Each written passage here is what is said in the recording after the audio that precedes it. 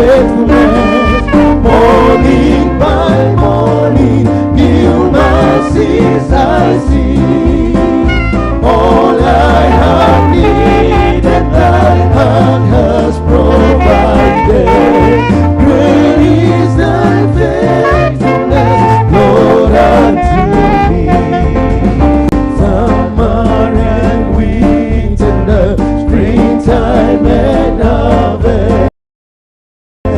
Sun, moon, and stars in their courses above.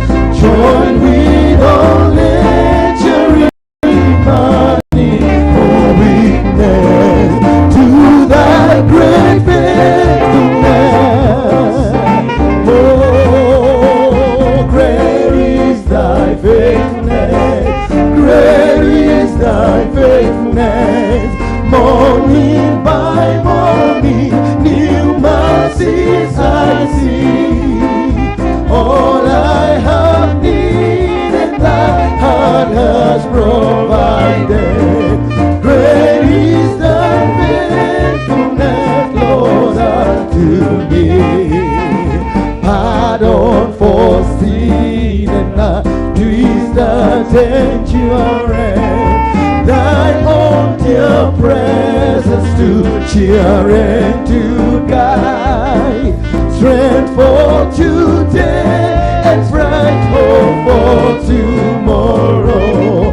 Blessings all mine with 10,000 beside. Oh, great is thy faithfulness. Great is thy faithfulness. Morning by morning, new mercies I see. All I have needed, thy hand has provided. Great is thy faithfulness, Lord, unto me. You may be seated. We shall now invite a few institutions who have been recognized by the family to share their tributes. And we want to begin by NIPS, Jeremiah Munene. We also want to request Mustafa to also come close. And thereafter, I shall tell you the next set of two.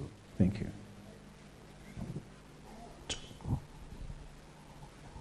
Can we also have Mustafa to come close, please? Thank you. I'm honored this afternoon to speak on behalf of NIP Technical College. As I do that, I request all the students to stand and all the members of staff to come forward. Just come so that we can give our last respect to somebody we really loved. All the members of staff, all the students to stand, please, wherever you are. Students to stand wherever they are. As they come, I can be saying this. Every encounter with Lizzie had a lesson. I remember sometimes back when I joined NIPS, I happened to Mr. Jeng and Madam Lizzie at guidance in Kereine. And I remember that morning, I told my wife, as in Yeke Kitu, because I was a lady and to enjoy some meal with my CEO. But little did I know, she was humble. Tulienda pale Kireine, tukakunywa chai na madazi. And that was all. I initially thought she was mean, but later in the evening I saw an SMS, M-Pesa, 5K ikaingia. Na nikajua kweli sio mean. But before I planned on how to spend, another message followed. Akaniambia use the money wisely. I will lead the tribute from NIPS Technical College. My name is Jeremiah Munene. It is with profound sadness and heavy hearts that we bid farewell to our esteemed principal and CEO, Madam Lizzie Wanyoike. Her sudden departure has left an irreplaceable gap in our hearts and in the halls of NIPS College. Lizzie was not just a leader, she was the heartbeat of our institution. Her unwavering dedication, visionary leadership, and compassionate spirit shaped the very essence of NIPS Technical College. Under her guidance, we witnessed the college evolve into a hub of innovation, academic excellence, and a nurturing environment for both student and staff, making it feel like a second home for all who walked through its doors. Under her visionary leadership, NIPS College reached new heights, consistently delivering quality education and producing graduates who have made a significant impact in various fields. Her commitment to fostering an environment of learning, growth, and innovation has left an indelible mark on the institution and the lives of countless students. Beyond her professional accomplishment, Madam Lizzie was a warm, kind, compassionate, loving, caring, and nurturing person. Her doors was always open, and her genuine concern for the well-being of the student and staff alike created a sense of family within the NIPS community. She had a unique ability to balance authority with kindness, earning the respect and admiration of everyone she encountered with. Madam Lizzie's legacy extends beyond the confines of our college. Her unwavering support for education and her belief in the potential of each individual has left an enduring impact on the broader education landscape. As we come to terms with the gap she has created, let us remember and celebrate the life of Madam Lizzie Wanyoike. Let us honor her memory by continuing to uphold the values, culture, principles she instilled in all of us. A commitment to excellence, passion for learning, and a genuine care for one another. In this time of sorrow, let us come together as a community to support one another, just as Madam Lizzie would have wanted. Her spirit will forever remain alive in the halls of NIPS College, guiding us as we carry forward the torch of her vision. We extend our deepest condolences to Madam Lizzie's immediate and extended family and loved ones. May she rest in eternal peace. Sincerely, NIPS fraternity. Thank you. God bless you. Na Karogo au kusimama kama ingekuwa ni kitambo, Honorable Senator, kubuka a part of this team. Yes, karibuni, thank you. Thank you, thank you, thank you. You can see as they sit how the medals list in Kenya at times look like, and when some names appear, demo ishugi shia ule maudu maroraga ni ikoragwo cidulikie marima muno ati Lizzie gutire kanya muturona iguru ri medals iri iheanagwo no tungata munene uria atungatite. Mustafa kwako. Good afternoon, ladies and gentlemen. My name is Mustafa Abdul Latif. I am the hotel manager of Soosbil Inn Hotel Nairobi, former Emery Hotel. On behalf of Soosbil Hotel International, for Mr. Gavin Fall, Chairman and the President, and Mr. Laurent Vivonel, Senior Vice President, Europe, Middle East and Africa, and in solidarity with the team of Soosbil Inn Nairobi, previously known as Emery Hotel, we extend our deepest condolences to the family of Madame Lizzie. Madame Lizzie has left an indelible mark in Nairobi, and her vision for the success of the hotel and an international brand name has become a privilege for us to fulfill. Her dedication to making dreams a reality has inspired us all. During my brief time in Nairobi, I did not have the chance to meet with Madame Lizzie, but I have witnessed Madame Lizzie's positive influence on our staff, instilling confidence and pride as we collectively contribute to the positive changes in the hotel. We are grateful to her and her family as well for entrusting us with this opportunity. May Madame Lizzie's soul rest in peace. Our thoughts and prayers are with the family during this difficult time. Thank you. Thank you very much, Mustafa. Want to invite one of the beneficiaries, Dr. Wanyoike, and I also want to call out Stephanie, so also come closer that you can be able to also express your tribute. And thereafter, we shall have the CUNA group to do a presentation.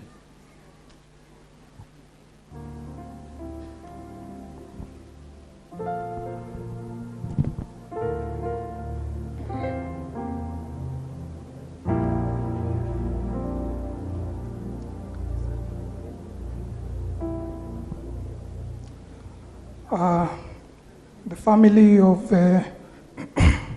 family of Lizzie Muthoni Wanyoike, our mom, the clergy, government leaders and politicians present, friends, and fellow mourners, good afternoon. Standing before you, my name is Wanyoike. I'm a dental surgeon by profession. I am currently the Director of Dental Services and the County Chief Dentist in Nairobi County. And I come from Gadukeine location in Muranga. And standing with me here is my wife. She is Rose Wangeshi. She works for the county government of Kiambu. And on my right is my sister, Jacqueline Wanjiro Muriuki.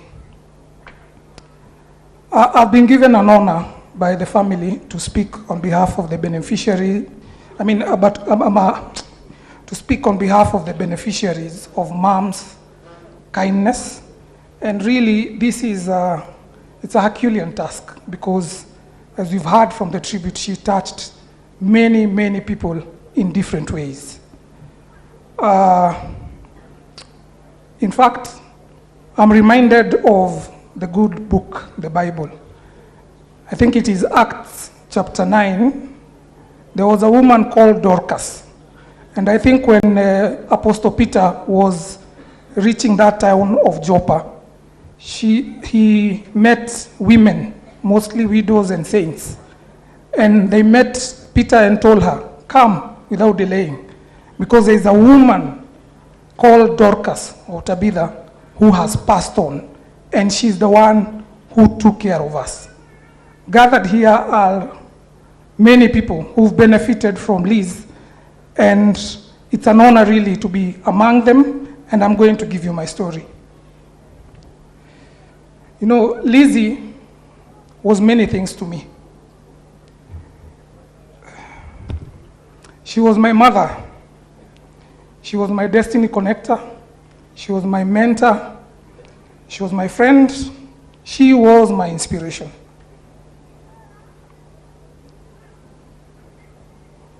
I had the privilege of her calling me her son, and even a bigger privilege to have been her dentist for over 10 years. And she had a beautiful smile, you can see. She kept all her appointments. So, one wise man said, I may forget what you tell me. I might even forget what you do to me, but I'll never forget what you made me feel. That was Lizzie to me. I met Lizzie Muthoni Wanyoike, mom, in 2002. It was through my late dad, Wilfred Muriuki Wawero, who was her fundi. My dad was the one who was building her. He was fundi wa mawe. He was the one who was building those houses that we are talking about here. And in her own account, my dad used to tell her a lot about me. And he would always update her on how I was performing in academics. So my meeting with mom was a bit unorthodox because I was not formally introduced to her by my dad. What happened, when I was in class 8, and I was in Gadukene Primary School, the same school that Lizzie went to, my dad had an accident. And as you know, those days there were no phones, all right? So what my dad did, I had just finished primary school, and I had scored very good marks. So my dad told me, you know what, Morio, Dreda go to make reels. Odie, umwire ni ndagire na accident, na giuneka maguru na gioja, no umwire ni urahitũkire kĩgeranio. You can imagine I had just finished class 8. And the trust and the belief that my dad had in me taught me to have belief in myself. And so I was bundled into a matatu. I had never been to Nairobi, but I remember my dad told me, when you get to Nairobi, haria kuigiro ne gari, urore iguru. Waro iguru ona nyobe hana bell bottom. Othie ginya hau. Wakinya hau uge wali kuona mundu gwitwo Lizzie Wanyoike. And so I went. And you know, I looked up, of course I saw the cooperative house building. I think that time, 2002, it was the one which was the most towering. So I went, I met, I think I used the lift for the very first time. I went to, can't remember the floor, but I went and met a lady called Frecia. I understand she has retired. So Frecia knew my dad. And so when I introduced myself, she knew my dad. And long story short, I met mom, and it was love at first sight. She took me and was really sad about my father. And I remember she gave me a check of 30,000 and told me to take to my dad. Now, class 8, check. I did not know what to do with it. But I remember checks are usually taken to the bank. So it was a consolidated bank check, and I went to Consolidated Bank, which was in town. It was just near the school. And I went to the teller and told them, you remember the check was written my dad's name. So I went to the teller and told them, I've been sent by Lizzie Wanyoike, you give me money. So the teller was confused and could not understand. But later, thank you. So when I joined high school, my sister here was also finishing her class 8. She joined high school. And because my dad was disabled, she's part of the people that she helped. I remember she came home and took her to high school in Kireine Girls, where Madam Lizzie was also the board member, and supported her throughout her education, from Form 1 all the way to university. And right here she is, she's employed, and she's doing well with her family. In campus, my mom used to,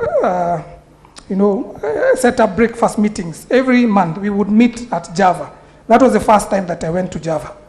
And I remember in one of the very first meetings, I had never gone to such a hotel. I was used to the ones that you go and get the menu on the table, and it has mandazi, chai, samosa. So I was given the Java menu, and I could not tell what was happening. I could not even know what was the food there. So I said, please give me what mom has ordered. And in conclusion? Yes, in conclusion. Just allow me, because I'm speaking on behalf of many beneficiaries here, and it's a big task. So, so when I finished, just to cut it short, Bishop, when I finished campus and I started working, I remember mom was very proud. And, she called me to her hotel in Kilimani, and we had a chat. And I remember she was my very first patient. That is a testament that mom believed in those people that he mentored. And finally?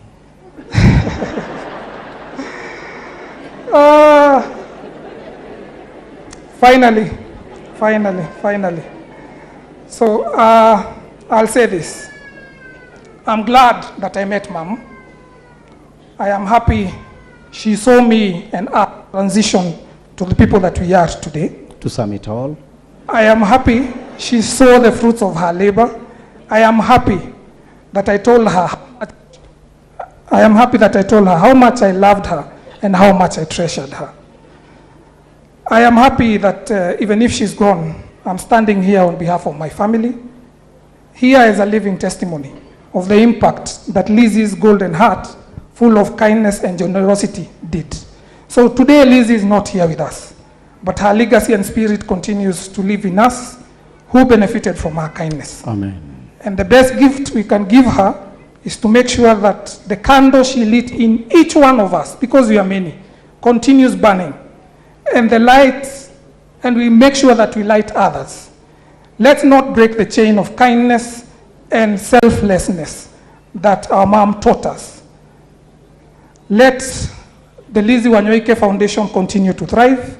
Let the store in Nibs for helping the needy never lack food. May Mom's soul rest in peace. Long live Lizzie's spirit.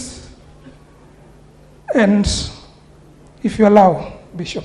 I have already allowed you. Thank you very much. You will be seated now, please. All right. So thank you very much. Thank you. May our mom rest in peace. Thank you. Thank you. The list of those who can speak is long. If we go it that way, we're going to mess. We've been seated here, and some have been here from as early as 10 o'clock. And so let's be respectable so that we are able to honor the beloved of the Lord. Stephanie, where are you? I give you only 1 minute. Oh, it's a little sweet girl. 2 minutes then, Stephanie. Thank you. And Kina Group, can you be coming up here, please? Good afternoon. If you can read the first, the middle, and the last, you'll do me good. Okay. I can see the speech. Good afternoon. My name is Stephanie Nisha in grade 8 from Lizzie Wanyoike Preparatory and Senior School. I wish to make a tribute to Madam Lizzie Wanyoike, the fallen heroine. Madam Lizzie, we are broken that you have gone to a journey of no return. You never said you were leaving, nor did you tell us goodbye. We received the news on that grey Sunday and wished that it was a nightmare we would eventually wake up from. But no, it's a new phase, era, and time to look back at the memories we all had. Your love has given life to others, Madam Lizzie, we children being among them. We remember how you visited us in class just to say hi and check on us. You would then casually ask, "Are you happy?" And we would say a resounding yes. You would then smile at us, wave and say hi to your parents and tell them I love them. Madam Lizzie, even in your death, just know the whole world is hurting. Not because you have gone to be with the Lord, but because we have been robbed of a gem, a very special, precious stone that we dearly treasured. As your children, we have one message for you. Rest assured that we are the future Lizzie Muthoni Wanyoike. We will continue lighting up the world with the candle you passed to us. You will be proud of us in heaven. I may not tell the whole world everything about you for now, but what everyone knows is that for sure, God has plucked the best flower from his garden. You are in a better place, Madam Lizzie. We will live to reminisce your passion, dedication, and contribution towards life. May you rest in perfect peace, our heroine. Till we meet again, thank you. Thank you, Stephanie. Can we now have the Kuna group? If it is a song, it's a song, no speech. If it is a speech, only a speech, and the rest you remain standing here. And can we have Madam Lydia Muthoni to just come, please. Yes, it's a song. Just to sing. Or you are speaking. That the mic. Easy actually. It's only a minute. We've been given 1 minute and we'll stick to the 1 minute in the interest of time. 3 seconds gone. Take a of mine. We standing here are representatives of a large group of Kuna Women Pioneer Group, the neighborhood in which Muthoni lived for a long time, years, where she had the family here, that is the children, where they were born and grew in that community. We cherish the moments that we were with Lizzie because she has been a light in that group. This group was formed about 30 years ago and more, and she was one of the founder members. And she has been our vice president, our vice chair lady for quite a long time. In fact, even now as she leaves us, she's leaving that seat empty. And so for us, it is a big loss because there is a huge vacuum that she has left. We do not take for granted what God did to us for having given us Muthoni for the period she has been with us. And we pray that God will continue to look after these children whose mothers and sisters and uncles and cousins within the community support you in a big way that you might not know, but now you know. And so as we say farewell to our sister, we normally call each other sister. We have senior sisters, as you can see a representation here. There are several of them. We have middle-aged, we have the youth that we are nurturing. And so we are trusting that God will continue, especially now with the spirit of Lizzie, to grow up the group. Let's appreciate them, please. I'm saying to the children to go and look at this song that says ancient words. Yes, it's a hymn, ancient words, ever true, never changing. It changes you and me, and that's what happened to Lizzie. And we will go with open heart. God will always be there for you.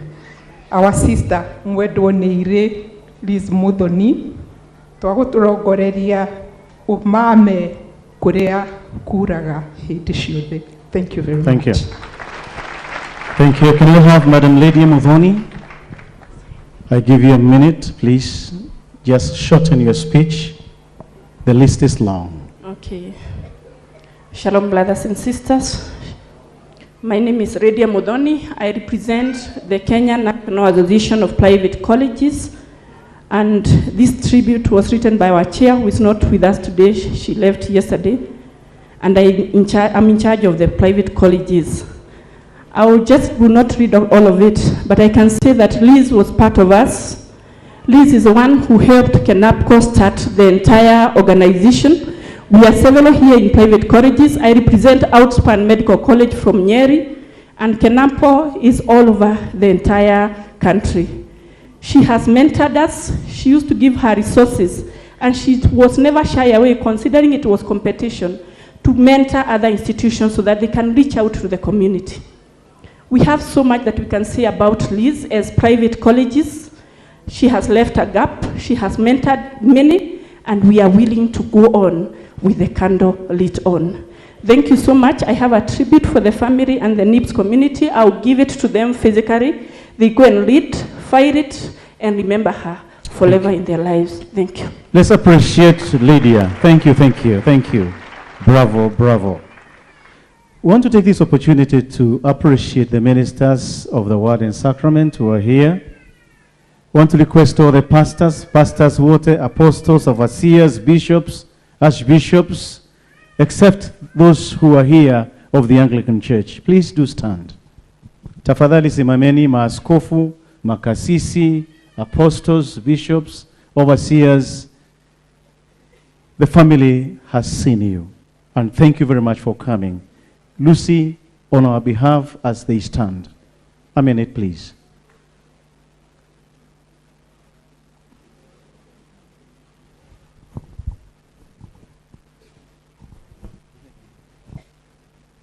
Thank you, my bishop. I came with a collar because I'm a reverend nowadays. I knew you not give me an opportunity if I don't put on a collar. As they have seen you, all of them, and on behalf of the media, my Lord Bishop, we are so many, and Madam Lizzie has been paying our salaries in the media, especially in the Kikuyu community.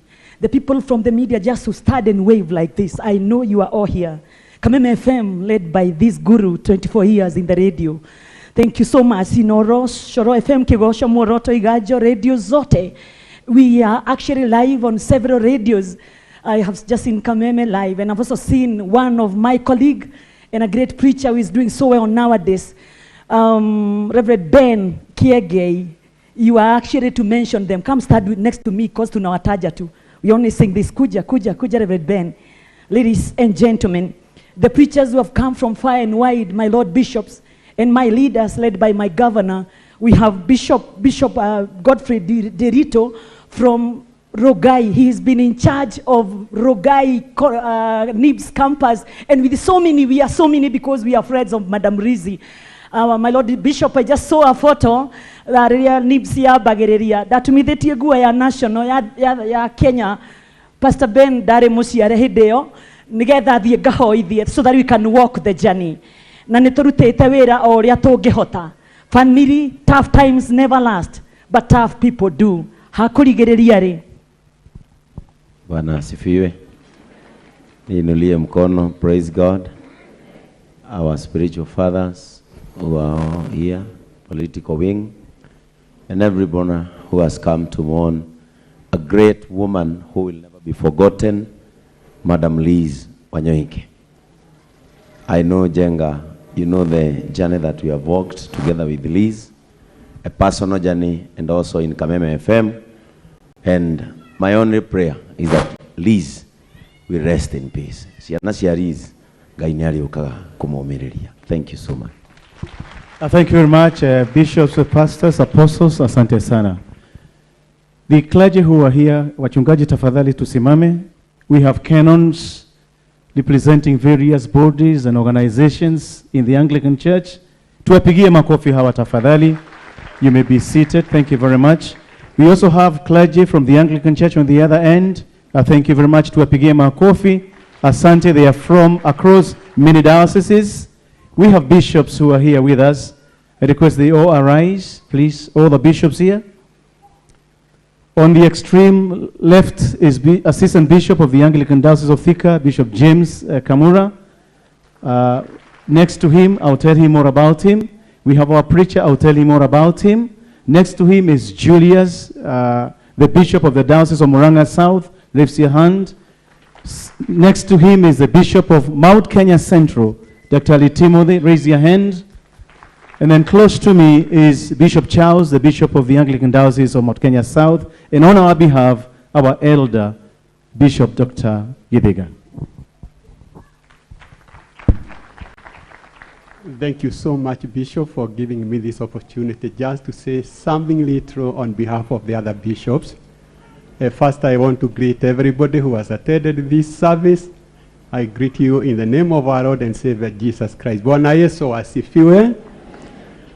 These bishops requested me to speak on their behalf, and I told them I'm retired. I'm now retired. I'm now in my 11th year. But they said, you are the one who is going to say something. I think there is a bishop or two who have left because the service has taken a little bit too long. Now, when you see about 9-10 bishops attending a service from the Anglican Church, that is very unusual. Unless they are attending a service, a burial service of one of them, or even their consecration. Now that means that these people who have come to witness this service had a very special heart and special relationship with Lizzie Wanyoike. And that is why they felt we are going to represent ourselves there.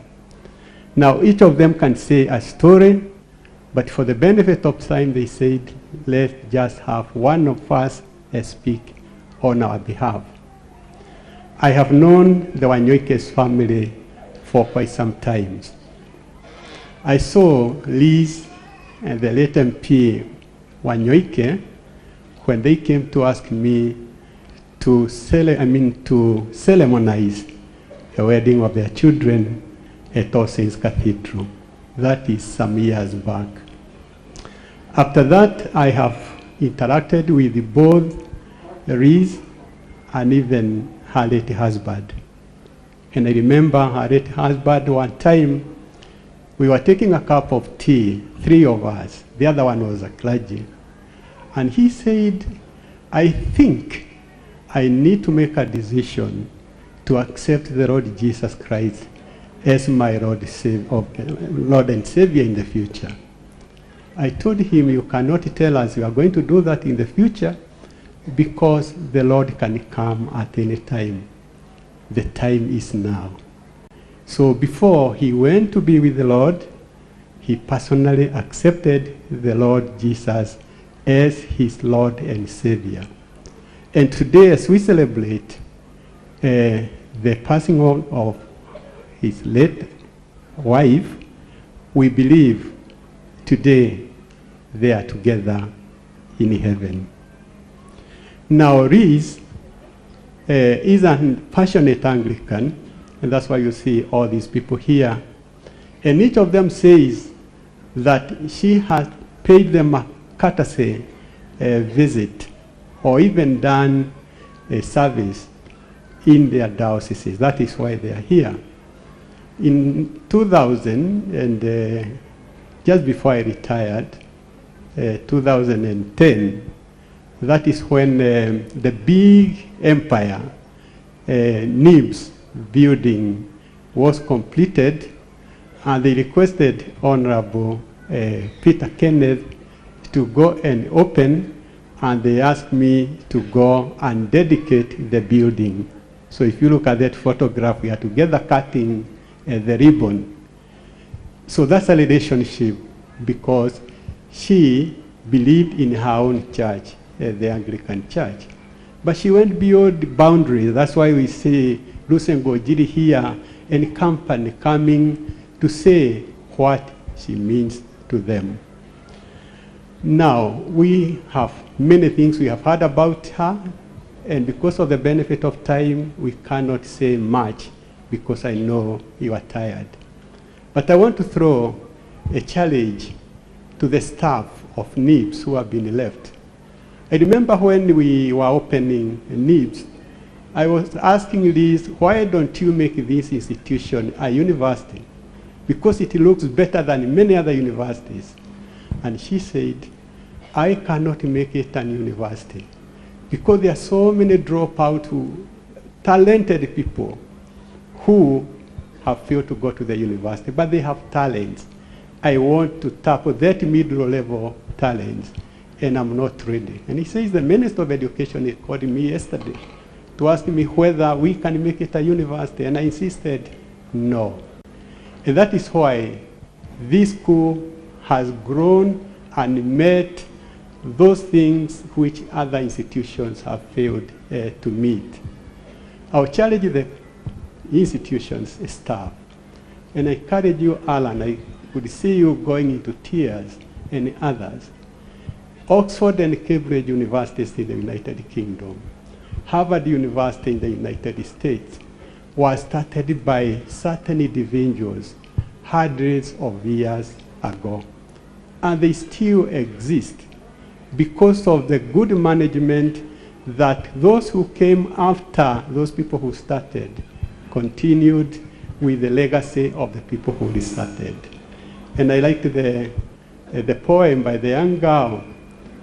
He says, even when you have gone, one thing we are going to assure you, we are going to have so many Lizzies behind you. So we wish you well. And finally to the family, we encourage you. We know you loved your mom so much, but God decided to take her away. We want to console you. We want to encourage you to remember even those verses of the Bible you are quoting, because we have seen you are Bible people. I think your mom directed you through the Bible even to relevant verses that can help you. Jesus said, I'm going to prepare a place for you, and when I go, I'll come back and I take you there. That is what they have done to your mom. She has done so much good things in this world, because Liz has all those spiritual gifts that Paul talks about, the gift of love, the gift of compassion. And that is why the dentist did not even want to live here, counting on whatever Liz had done for them. And then very sympathetic and so forth. And finally, she loved even the elderly. My wife and I are a great friend of Liz, and I remember one time she came with a big basket, not with money, but full of goodies for our Christmas. So she was very friendly to us, and I believe she was friendly to many others. So what Liz was, let us all aim to become. And all of us ask ourselves, when we are going to close our eyes, what will people say about us? Liz has left a legacy for all of us. Thank you so much, and God bless you all. Thank you very much, Bishop Gideon. He is the one who gave me the staff, and so I couldn't stand, because that I have always, and I shall be forever grateful. Wanasiasa mmeona vile tumefanya kama kanisa. We wanted to give you an opportunity to blow a cue. We have members of the county assembly with us. Can you all rise up, please? We have Honorable Kefaya, he is the area MCA. We have Honorable Gade Wanjeri. We have Honorable Lizzie Mbogwa. We have Moses Wanderi, MCA from Wera Ward. I know, Kefaya, this is your area. I don't know whether you'd be gracious to give Liz, who is the deputy leader in the assembly.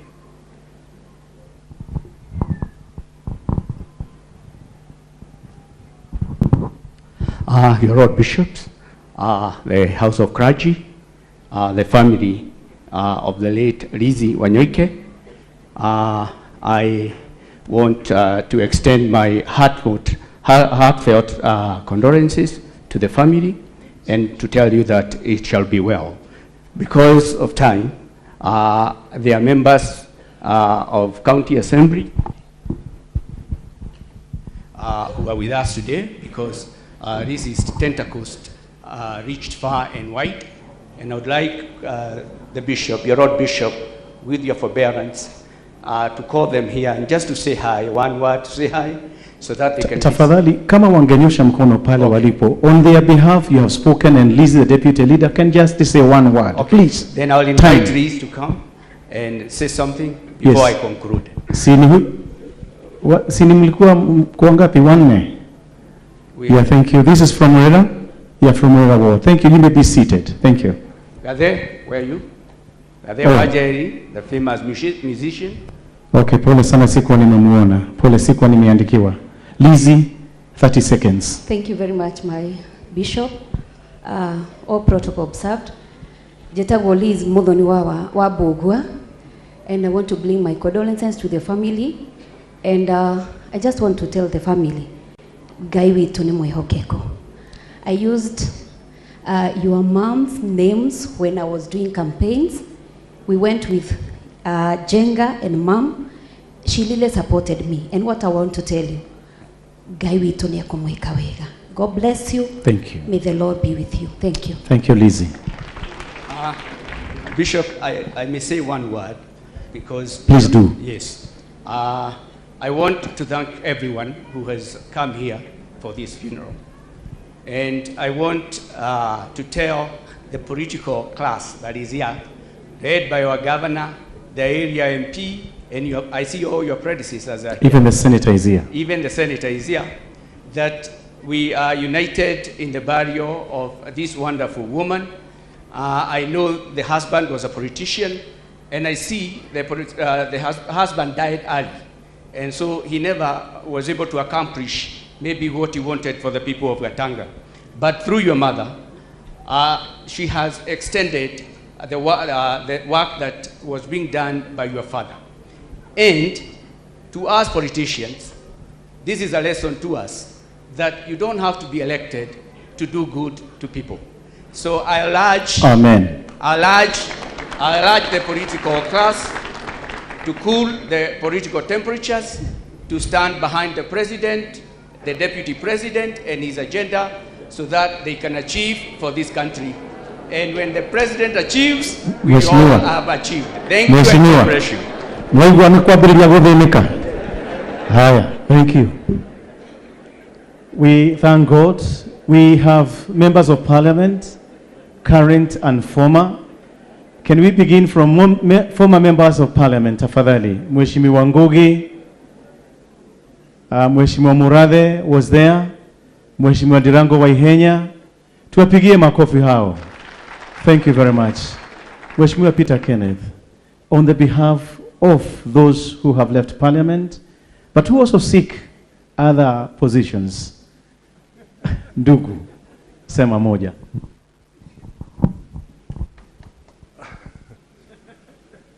Bishop Wanyoike, now I hear you are a professor. Kuma utuke professor ganwa thukire hanini ugikorwo kari hamwe na mabishopu aya giothe na atongoria kanitha, family ya mutigaire, Mrs. Wanyoike, Tony, allow me to call you that way and I'll say why in a short while, Stella, and Eric, your spouses and your children, the bigger Mboro Wanyoike family, and the larger clan ya Githogo, fellow mourners. I don't want to say many things, but I will pick a few, and I'll be very brief on that, Bishop. I met Ninawa Tony, and that's the name I know. I didn't know her as Liz. I met her, and the husband introduced to me as Mama Tony. This was in late 80s. I was a very young banker, and we were trying to unsettle a few things in Gatanga. So we started some political journey with Mr. Wanyoike, and I was elected the treasurer of KANU in this location, and he was elected chairman. But behind the scenes, all the meetings were either at Norfolk or in Kuna. And we drank a lot of tea made by Mama Tony and took a lot of counsel from her and a lot of food. But in those elections, Mzee disappeared. We approached Mama Tony, she explained to us. And then came the year 1992. We actually had to go to Mama Tony to seek consent to bring Mzee to the field. So I used to talk with Mheshimiwa Wanyoike, and David Murathe there, I used to talk to Mama Tony. And that is how we brought Mzee Mboro Wanyoike here, and he became a member of parliament for Gatanga. We continued. Mzee didn't want to proceed. We again went to Mama Tony. We asked, will Mzee seek re-election? Mama Tony told us, "Orea derona, haha mutigati da mugite kahida." Mzee dare. So we went for Murathe. We asked him to run. He became MP. Akakuwa kichwa ngumu baada ya miaka 5, nikang'oa yeye. Then after 2 terms, I retired. A misfortune happened in Gatanga. It was corrected in 2017. Mheshimiwa Nduati came in. And then Mheshimiwa Nduati, Mheshimiwa Mureu were part of my team when I was running. They decided to run against each other. Now you have Mheshimiwa Mureu as a member of parliament here. But along the way, And these are the last two parting shots. Mama Tony continued with her entrepreneurship. And she continued doing many things in the education sector. And 2010, actually, it was a double honor for me and Bishop Emeritus, because she talked to us and she wanted Bishop Emeritus to preside, and she wanted me to be guest of honor at the first official opening of the Roiro campus. And I said, give us that honor jointly with Bishop Gideon Gethega, because we were friends. And that's how we opened. I did the political side, and Bishop did the spiritual side. But we said we are doing it together. Last word. The one thing I saw in Mama Tony was the vision she had. But more important, the passion she had in implementing her own vision. There are very many PhDs in town, in the meaning of please bring her down, or pull her down or pull him down. She never allowed any of the PhDs to pull her down. She stood her ground and made sure she implemented what she wanted. And I think the rich legacy she has left will continue and should continue, because she brought her family to run part of that. So there will be continuation. So in all these, 73 years might look short, but let us give praise to the God, our God, who gave her those 73 years to be in this world. Asanteni sana.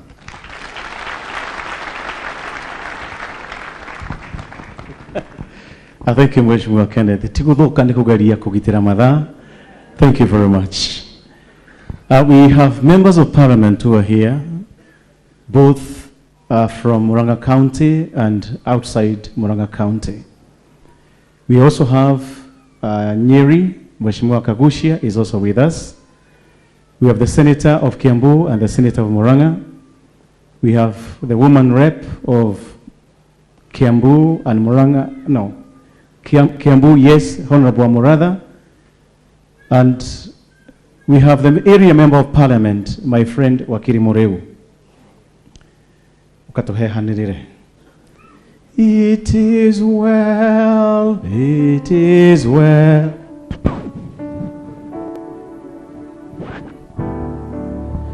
It is well, it is well in my soul. Mheshimiwa Moreu. Thank you, my Lord Bishop and the House of Clergy, family ya maito Lizzie Wanyoike, nyumba yothe ya Gĩtũngo haria yaroma, waheshimiwa wote ambao wamekuja kujumuika nasi na kuomboleza nasi, members of parliament, members of senate, wale wa Murang'a County na wa nje ya Murang'a, all my past leaders in Gatanga, wageni wote ambao wamekuja siku leo. Bwana asifiwe. Nionyesheni mko sawa pale pote mliko. Asanteni sana. Asante. Kwa wale ambao ni wageni, majina yangu naitwa Wakili Edon Moreu, na mie ndiye mbunge wa eneo hii ya Gatanga constituency. Let me take this opportunity on behalf of the great people of Gatanga to welcome you here today and thank you most profusely for coming to condole with us. Asanteni sana. I've been requested by my Lord Bishop, who also happens to be the chairman of our Gatanga Water and Sanitation Company Limited, and maybe that's why I have a little latitude, as you can see, but I also told him, as you make sure that people go to heaven, before they go to heaven, make sure 100% of Gatanga take water. so they don't die of dehydration. So, Bwana Bishop, nimeshukuru. But allow me, by your request, I just introduce very quickly our city members of parliament ambao wako hapa, na nikitaka tu kwa sababu ya masaa waamke tu wasalimia watu wa Katanga na wageni wetu, na nianze na Mama Sabina hapa. Tafadhali mgeni wetu, simama tu kidogo, salimia watu tafadhali. Just stand. I'm taking instructions, usiangalie vibaya. Usiangalie vibaya tafadhali. Just say to the people, asante sana. Clap for her tafadhali. Pia tuko na mheshimiwa Senator Karongo Wadhangwa from Kiambu, pia rafiki ya hii familia. Pia tafadhali, just stand up and wave to the family. Asante. Tuna mbunge rafiki yangu Bwana John Kagushia kutoka kule Mukurweini. Asante sana wakuja, salimia watu, asante. Tuna mbunge wa kule kunaitwa Roy Sambu, na pia ni wa hapa Katanga. Amezaliwa hapa Katanga, sisi ni exporters. Asante, karibu sana. Pia wa Muradha nimekuona pale, women rep Kiambu. Asante, asante sana, asante sana. Sijui kama nimewacha mwingine ambao nimempia ambao ama senator. Asanteni sana. Yangu ni machache, Lord Bishop. You know, when my good friend Alan Jenga was making or reading the eulogy of Mom, something told me, I did a small prayer in my heart. And because I read and I saw the eulogy is close about 20 pages. And I asked myself, if Mom's eulogy is 10 pages, how many pages will Wakili Moreu eulogy or the story be? And I did a small prayer in my heart and I said, God help me that my story does not be that of Simon Makonde.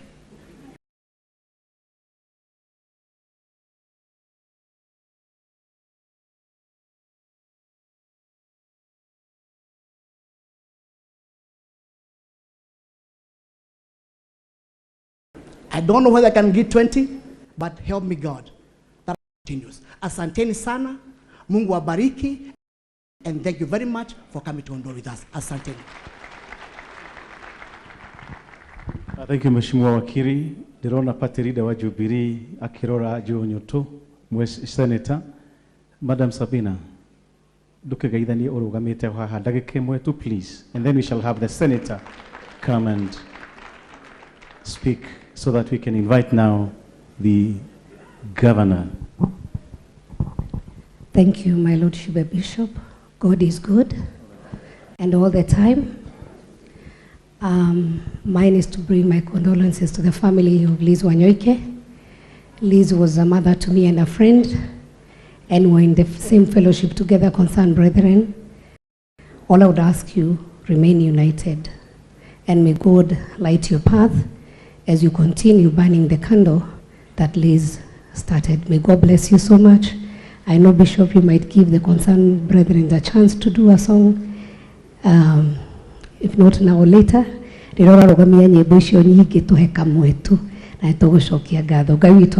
concerned brethren, maybe you can just stand.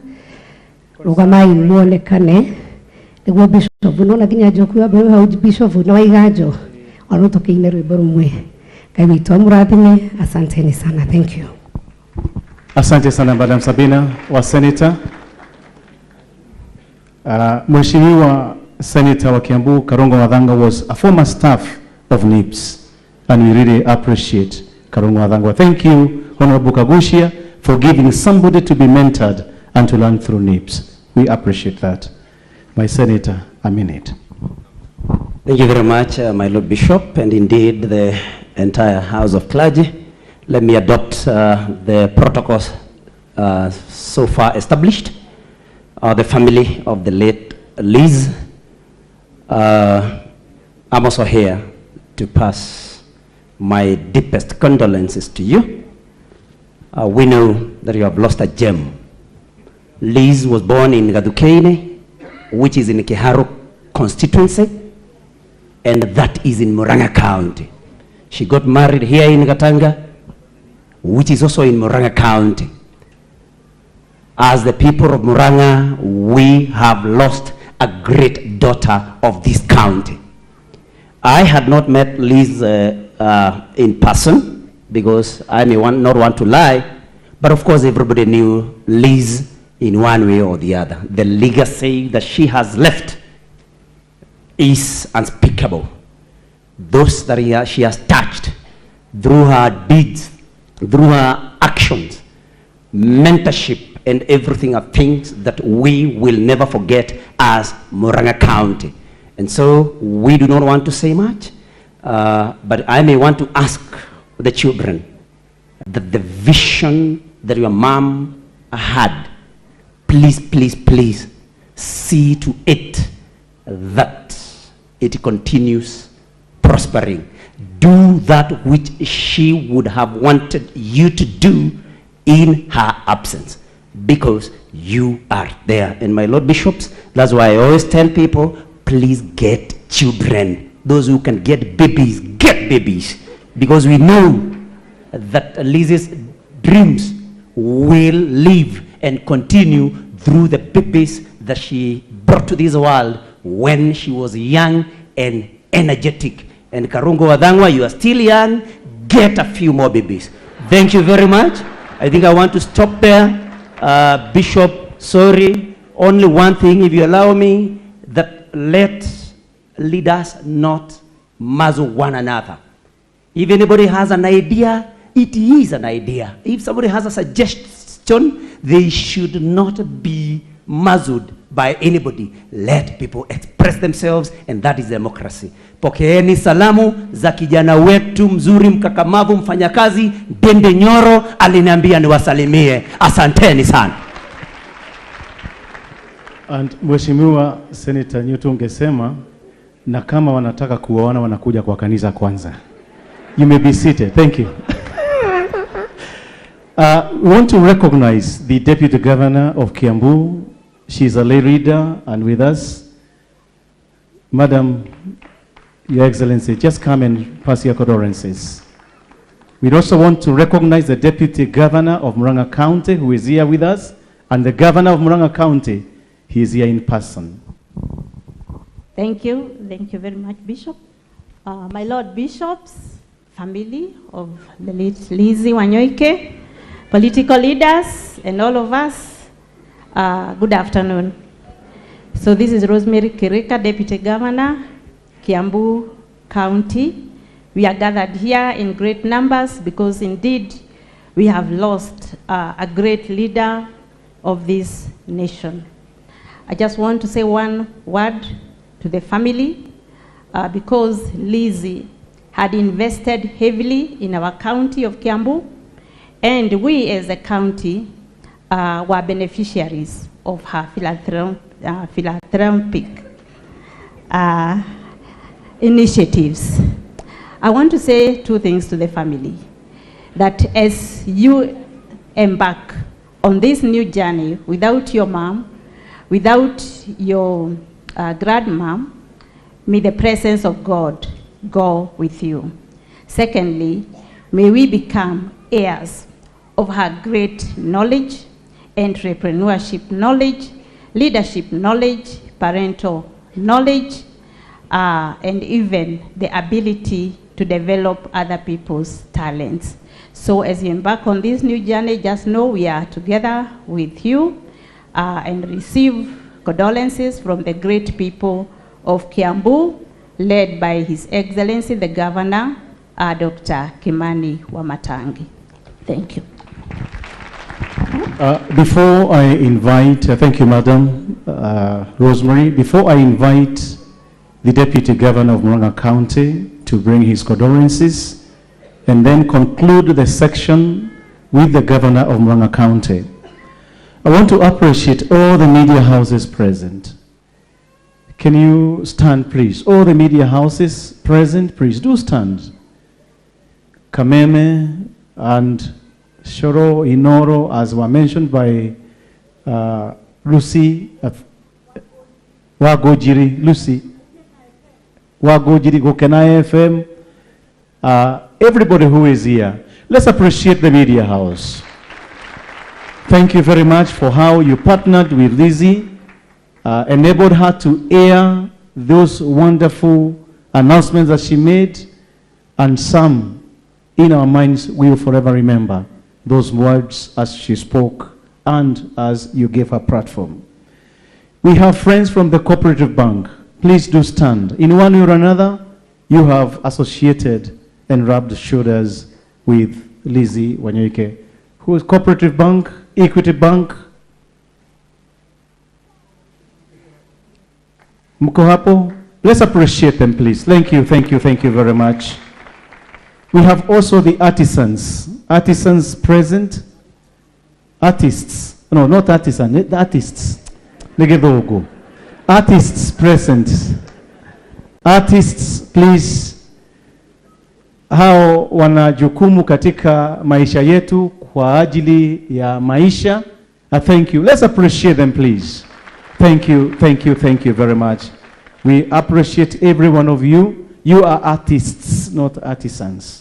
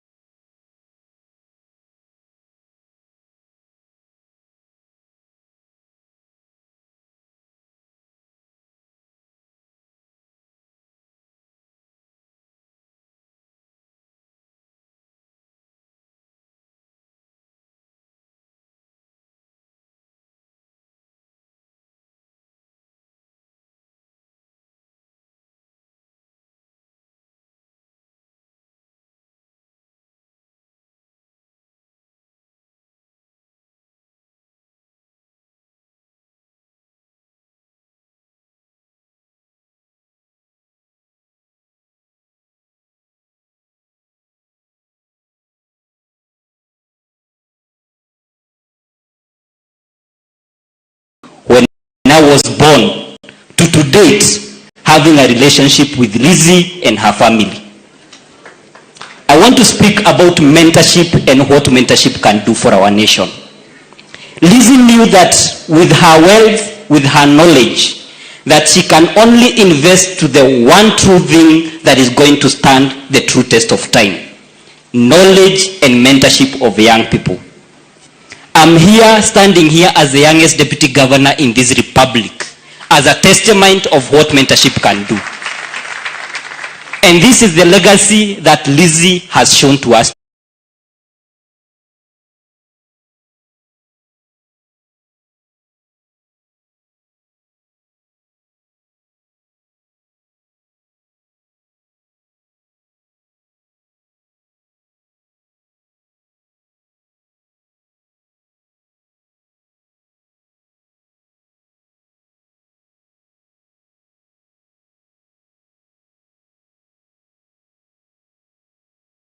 The future of our nation and the future of our community through mentorship.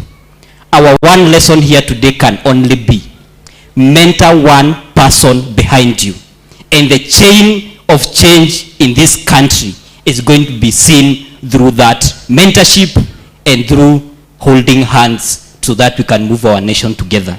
My Lord Bishop, allow me to take this opportunity to welcome His Excellency the Governor, Dr. Irungu Kang'ata. Karibu sana, Your Excellency.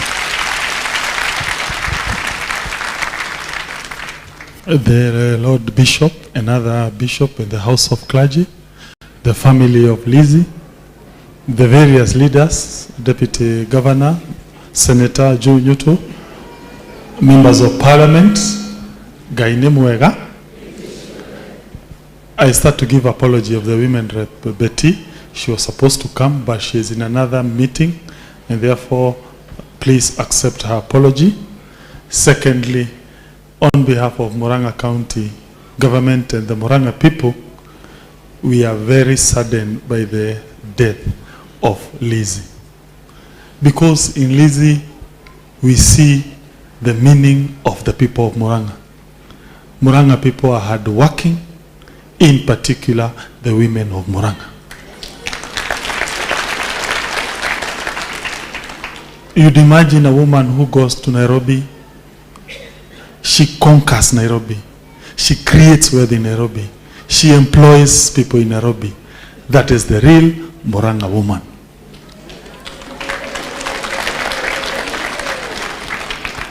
We, those of us who are left leading the people of Murang'a, we have a singular duty to make other young children, in particular girls, new Lizzies of the next generation. Tuina murigo wa guthondeka ciana ingi cihwane Lizzie. Ati miaka igoka cigakoragwo na mathukuru manene ta Lizzie iria haria Ruiru. Ciana ati miaka igoka ciana icio nigakoragwo cina mikawa teo ithondeketwo ni muiritu uyu gwitwo Lizzie. Uyo niyo legacy ithuĩ twĩtatongoria a Murang'a tũngĩhota gũtigĩra generation ĩno ĩroka. Njuge nĩ njũĩ na tũremwo to replace Lizzie as a family.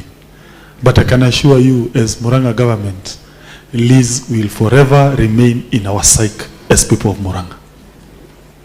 And we are doing our little attempt towards that journey of trying to contribute towards creating other successful business people in Murang'a of the next and present generation. I'm not so sure whether we shall be successful, but we are doing our little contribution towards that journey. And therefore, we pray that the family, as you look at your late mom, your late sister, Murang'a people are very proud of the heroine. We loved Liz for sure. Gwehoya ngirikia ndagiko imwe some announcement tondu ndi Gatanga, just an announcement. Njire andu a Gatanga thibitari ino ya Kirwara ni turamihingurire na toyo tu turageria ku expand ona thibitari ya Kandara ni turamakiire ward igiri ona Kenneth Matiba Hospital area ihare Makeji itigeti hanini irike twehere haria Keno ona Maragwa ona kundu gwitagwo Murang'a ni turami expand no riu nigetha tuhote kurwa na ungumania uria ukoragwo thibitari citu rimwe tumaga ndawa ciage nigetha tuhote ku ensure ati rimwe na uthi thibitari nginyote na kandi ni turekire kindu gitagwo automation ati riu wathi Kirwara ndukunidi gukua kindu gitagwo kandi urithia na gibandi ugathondekwo tondu ni turekire internet na computer na turekire software ya ku ensure the patient journey in all our hospitals going forward will be paperless. Advantage yoguo ni riri ati one ugithi hau utwike ni watumwo Kenyatta wathi Kenyatta ndukurio your medical record kwetwo githondekwo ki. Secondly, to ensure ni tura seal tondu no mwaka andu mekwo registration into that system koguo ngithie Kirwara wone wacererwo ugutungatirwo ti uru ni process yo ya ku automate irathi na mbere in the entire Murang'a county. Secondly, njuge he maundu maria tugika campaign twamwiragira which were areas cigie kumuhe kadi cia NHIF kwe ciana cia ushuru na maundu macio mangi maria twamwiragira nginya megie community projects maria matumite kundu ta Kirwara twikire kabro ni tuguthi haria na mbere kugeria kuringana mandate iria mwatuheire kuhingia maundu macio twamurire. Thengio Ngai amwikega. Thank you very much, Your Excellency. We want to invite, is it Ethan Wanyoike who's reading the Bible passage to just come.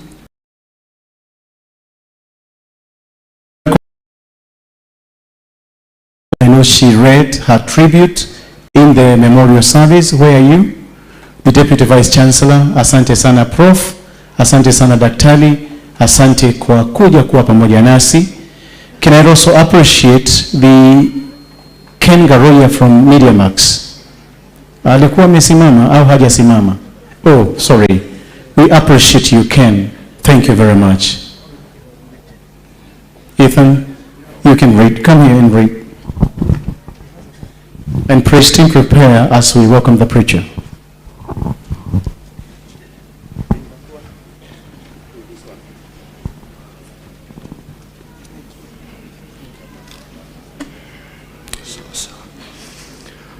Good afternoon, my name is Ethan, and our reading comes from the book of Mark, chapter 14, verse 1 to 9, and it goes like this.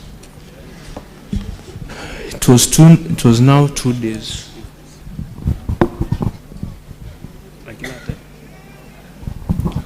It was now 2 days before the Passover and the feast of unleavened bread. And the chief priestess and the scribes were seeking how to arrest him by stealth and kill him. For they said, not during the feast, lest there be an uproar from the people. We should not share. And while he was at Bethany in the house of Simon the leper, as he was reclining at the table, a woman came with an alabaster flask of ointment of pure nard, very costly, and she broke the flask and poured it over his head. There are some who said to themselves indignantly, why was the ointment wasted like that? For this ointment could have been sold for more than 300 denarii and given to the poor. They scolded her, but Jesus said, leave her alone. Why do you trouble her? She has done a beautiful thing to me, for you always have the poor with you, and whenever you want, you can do good for them, but you will not always have me. She has done what she could. She has anointed my body beforehand for burial, and truly, I say to you, wherever the gospel is proclaimed in the whole world, what she has done will be told in memory of her. The word of the Lord. Thanks be to God. Our preacher this afternoon is the Bishop of the Diocese of Nairobi. We are only hosts as the Diocese of Thika. And in order to welcome our brother, Bishop Joel, to minister to us, shall we all arise as we sing the hymn to be led by the praise team. Yeah.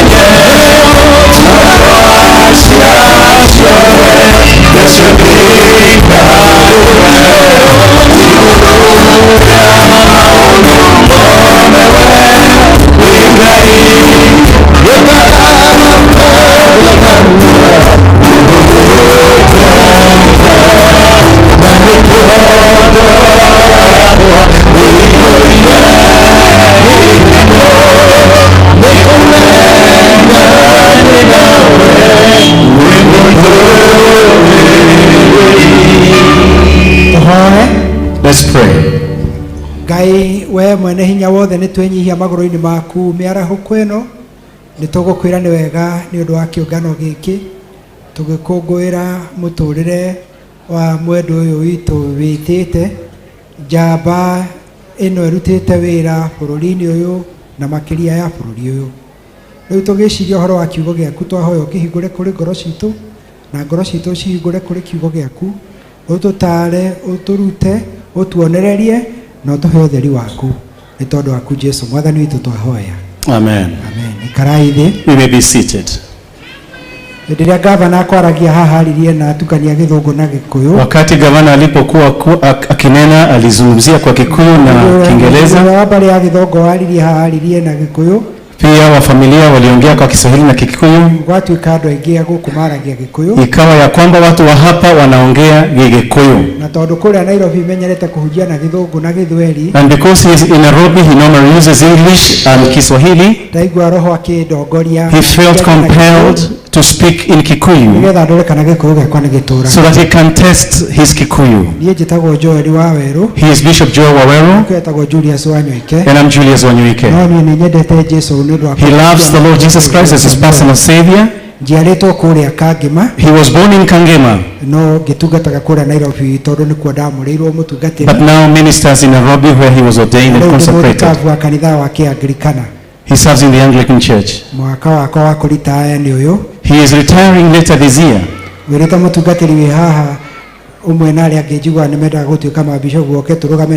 had requested one of them who has come so that he can also interpret, but then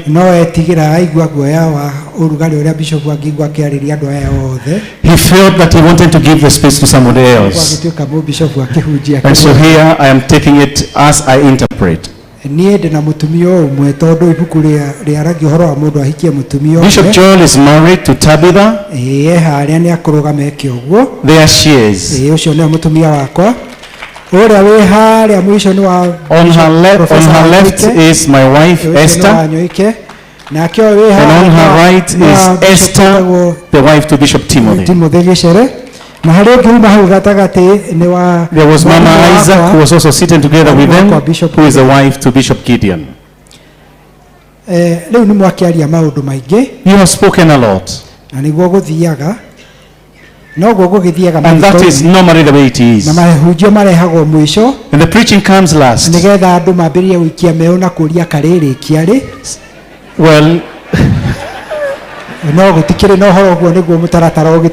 Well, that's the way it is. Preaching comes last.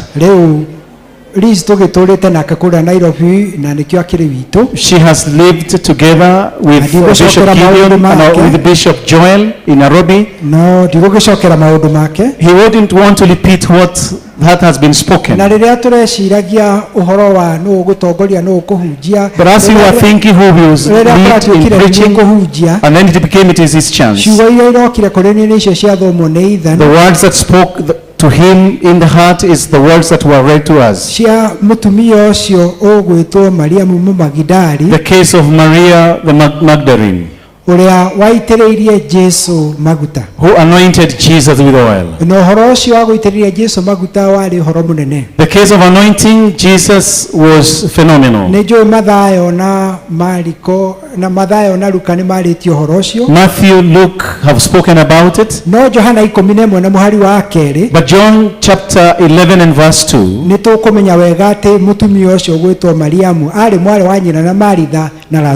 spoke speaks of the Mariam as the sister to Lazarus and Martha.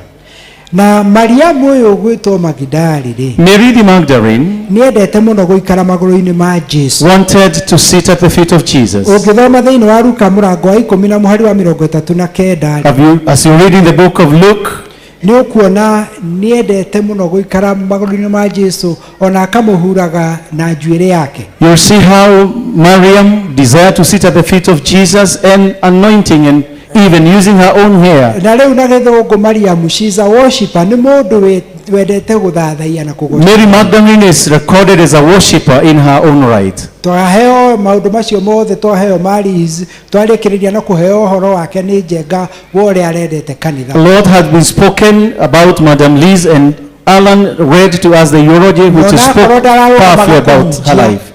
Even if she was never given an opportunity to preach,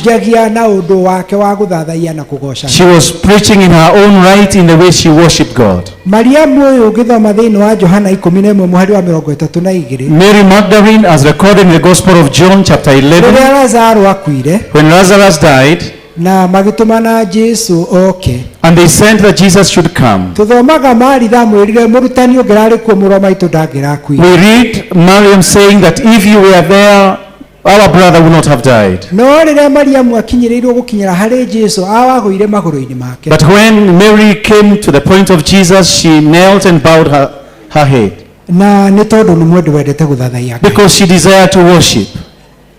Tuthomaga thiini wa ibuku ria kirikaniro ati wihia wokire na undu wa mundu wanja. We read in the Holy Scriptures that sin came through a woman. Mutumia niwe wahenirio ni nyoka. For the woman was the first one to be lied upon by the snake. But it is important to also learn something which is unique about women. As Eve was lied to by the snake,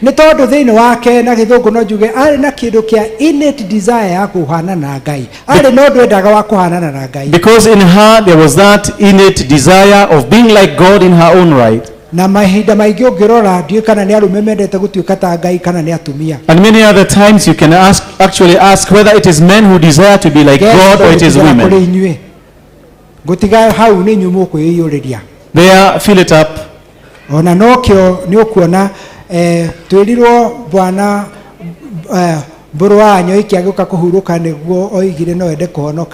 And we heard from Bishop Gideon as he quoted the late Honorable Wanyoike, he desired to accept Christ at the point of his death.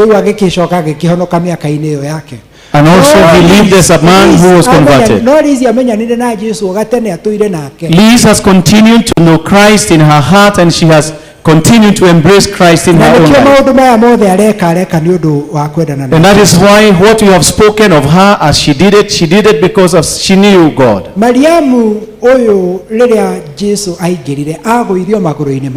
When Jesus entered into the room, Mary bowed at her feet. He would want to ask the women who are gathered here the example that we learn from Liz Wanyoike. Continue to imitate her. We have also read in the scripture Mary and Jesus had visited Simeon's home. And Simeon is the one who had leprosy and had been healed by Jesus. And Mariam Magdalene had an opportunity to fellowship with Jesus. And we have read the scripture that she had a bottle of oil which is not a very precious perfume. The perfume that Mary Magdalene had came all the way from India. And those days, anointing oil or oil from India was such a precious gem. And we are even recorded in the scripture that the cost of that bottle of oil was a year's wages. The tradition of the Jews then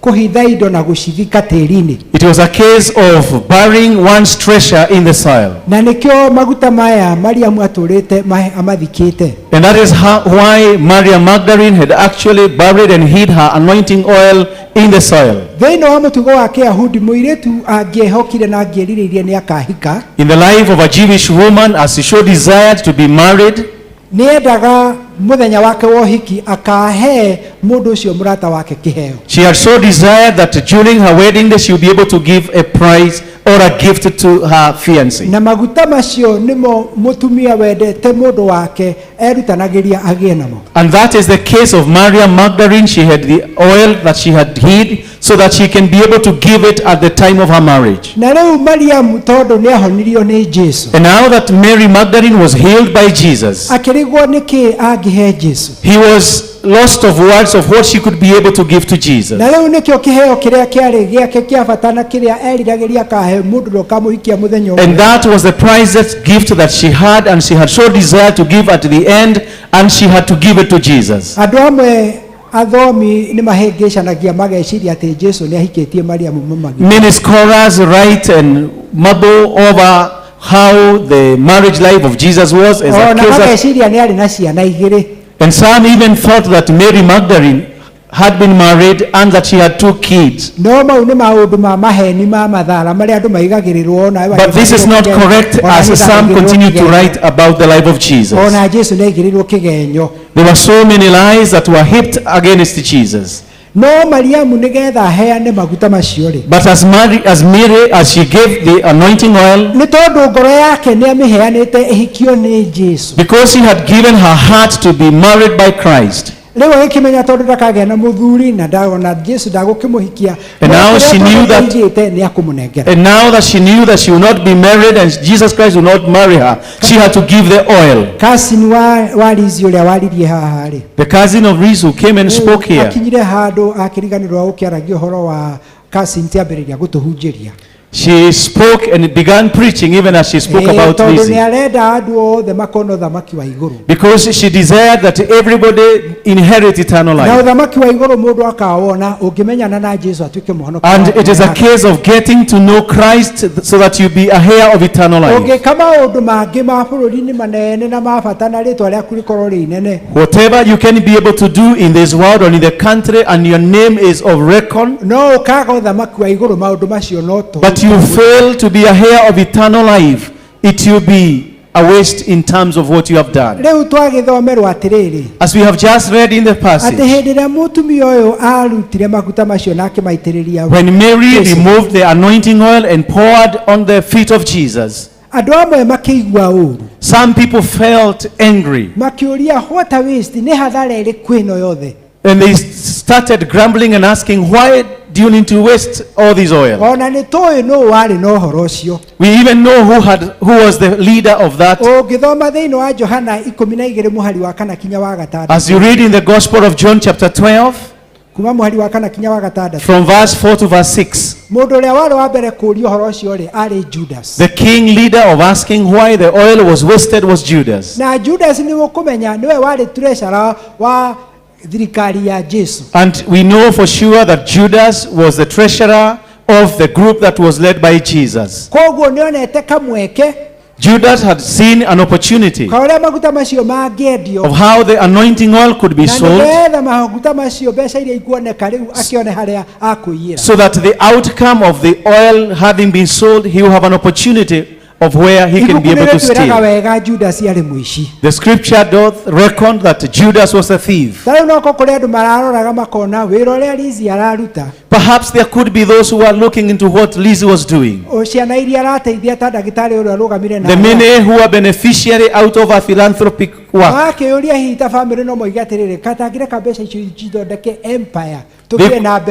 could ask themselves, could this money not have been used so that we have an empire of wealth?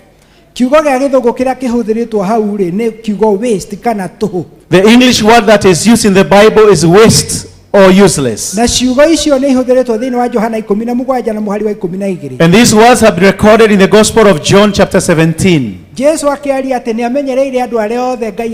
As Jesus spoke and said, I have taken care of all of them that you give unto me, except the one to be lost. And the one to be lost was Judas. And it is at this juncture that Judas can see the waste in terms of the quality and the price and the cost of oil. And you have many people who are like Judas, who always see opportunities where they can benefit themselves. And Jesus spoke the profound words, and then he said, leave this woman alone. Leave Liz alone. Let Liz continue to do that which the Lord laid in her heart. Look into the many who have been educated through Nibs College. The people who are standing here, were they members of the government, or where did they come from? And he said, these are employees and beneficiaries of Liz's work. And then we began speaking. The governments which have been there, and even the current government, and perhaps even the government that you come here after.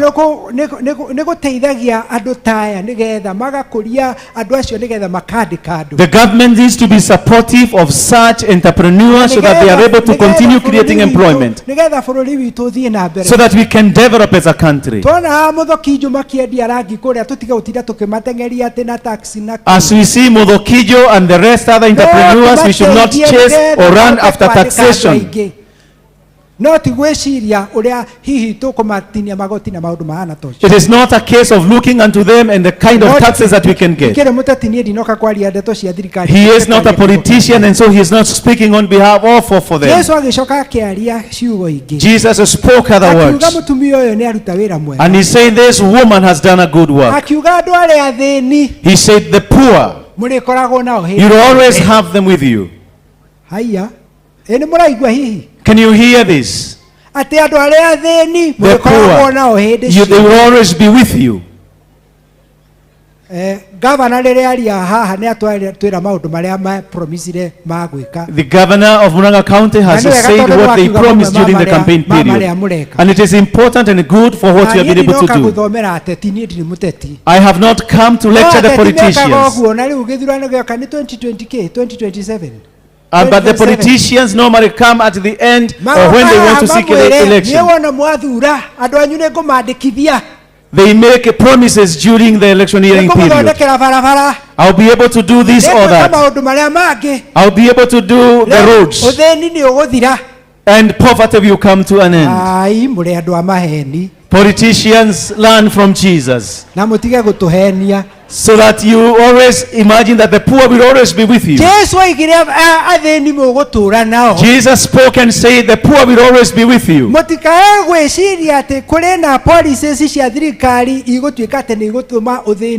We shall never have sufficient policies, either of county or national government, which we will continue to result in adding poverty. Economic adjustments na UN resolutions ni mambo yote ambayo tunayoweza kudhania tunaweza kuyatenda, hatuwezi kumaliza ufukara. Umaskini na ufukara utazidi kuwa pamoja nasi hata kurudi kwa Yesu. Mwafrika, you are the member of parliament of Bishop Joel. Never stand in the podium and say nitamaliza ufukara, nitamaliza umaskini. And where I will not be able to complete, the Lord will continue to touch and impact in his own way. Mheshimiwa Jonyuto, just say that God willing and in my support, I'll be able to do what I can. Why did Jesus say that the poor will always be with me? Listen me carefully. Poverty is a condition of the heart. Umaskini ni jambo la roho. Poverty is a matter of the heart. Just Nogotogoga maratogoga. It's a case of poverty of the heart. When the heart is never rich, you'll always be poor. There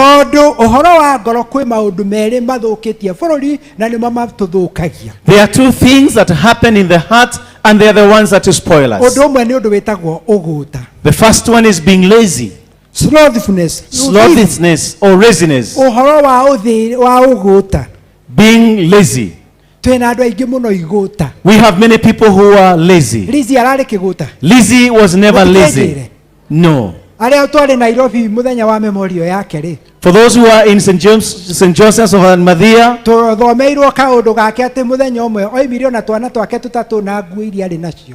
we learned of how she left her own house with the clothes that she had together with her children. That is what the children said. And then they were asking,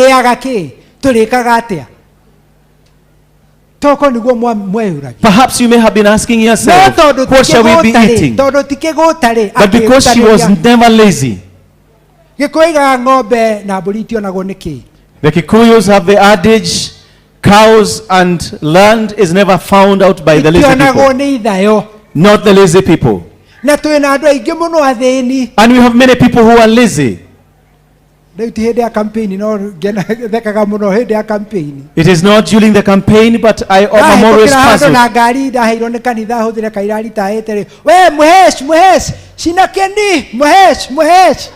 As he travels using his car, the people around him imagine that he is a member of parliament because of the car that he uses. Men are actually there in the shops, just idle, not doing anything at the shops. There is one thing that I find spectacular about women. Even when women are believed with little children, except for the women who are who do not have buguero.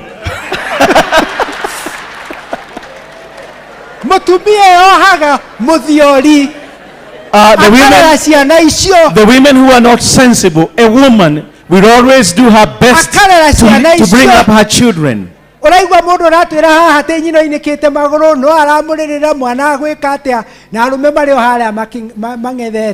You may hear of a woman who is industrious, but men are out there in the shops reading other newspapers, some old or even what was actually done at State House. And some of them are asking, is it Baba or is it Mama? But yet women are actually industrious and in their chambers.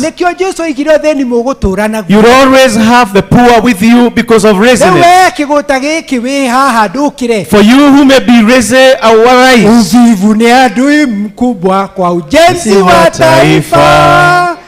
Kamata jembe na panga, twende shamba. Ewe ndugu yangu, amka kumekucha. Yes. We should not be lazy. The second thing that I will speak of the heart, it is greed au urafi au being greedy. When I grow up, some begin wondering as they see a vehicle, they say, okay, when I grow up, I'll be driving one like this. Lizzie was driving a Harrier KAU. Yeah. And Alan was actually beckoning on Lizzie, please buy a Prado. Lizzie was able to buy. Lizzie would have been able to drive a Mercedes. But Lizzie was never greedy, but she was just humble in her own right. And some of us are able looking here and say which vehicle was the governor driving or being driven in.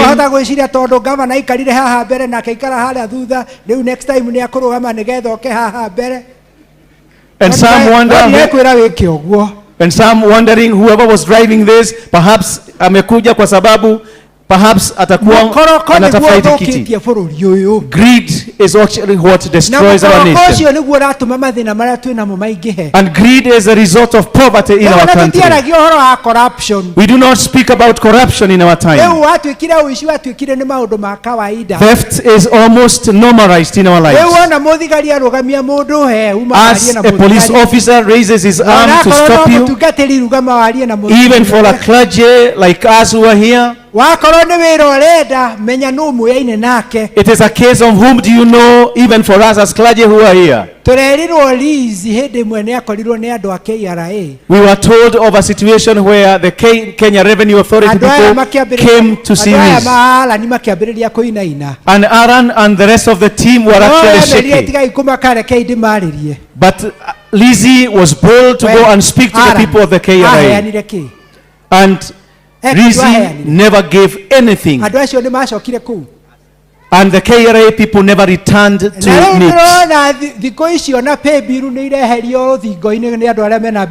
And we can see that those who have businesses, they are removing pay bills in their walls.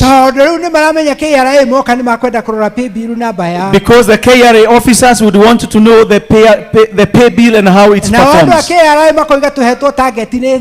And those working for the KRA, they have their set targets by the government. And also when they come to inspect the business premises, this is their time so that they can also be able to get their bribes. Greed is what is actually destroying our country. Whatever can help our country is our hearts turning to the Lord. Greed and laziness, we must end it in our own lives. Jesus spoke and said, leave Mary Magdalene alone. And Jesus said, this thing that she has done, it is a case of preparing for my own burial. Jesus is known as the Messiah. And the interpretation of Messiah is the anointed one. And the Mary Magdalene fulfilled the words as spoken of the Messiah. Jesus thereafter said, wherever this message will be read, this what has been done by this woman. Whenever education will be spoken of in this country, Lizzie will always be remembered. Hotel industry, Lizzie will always be remembered. Her acts of mercy and helping the poor whenever it is being spoken. And that is why we have Liz preparatory. Liz preparatory. Lizzie Wanyoike preparatory. Repeat again. Lizzie Wanyoike preparatory. That school is to help who? It is to help those who are unable to support themselves. And Lizzie Wanyoike trust. She was not greedy in her life. Tony and Eric. Stella, you weren't there. But Alan, you have been there. He doesn't want to repeat what he spoke to them. But they spoke three things. And you have heard what Bishop Gideon was able to say. That those universities which are renowned, we are carefully watching at you. This empire of Nibs, are you going to bring it down? Tony, don't deceive yourself that simply because you are the elder, this is what I'm going to do. Stella, you may say, I'm the only girl amongst these men, and embrace Lizzie, nips, and everything in your own bosom. And you imagine that you are the only one who can be able to make it stand. And Eric, for sure, you know, as a son to Bishop Joel in terms of marriage, you may equally say that I'm going to take this part within the empire. Watch out. What we are able to see in the country, it is sorrowful and tearful. When sons and daughters have been bequeathed wealth by their parents, at least you have been participating in the establishment of the NIPS preparatory and college.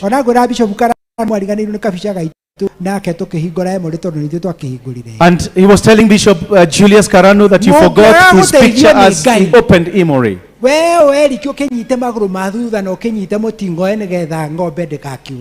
Be of one mind but not separated in the manner that you hold on the foundation.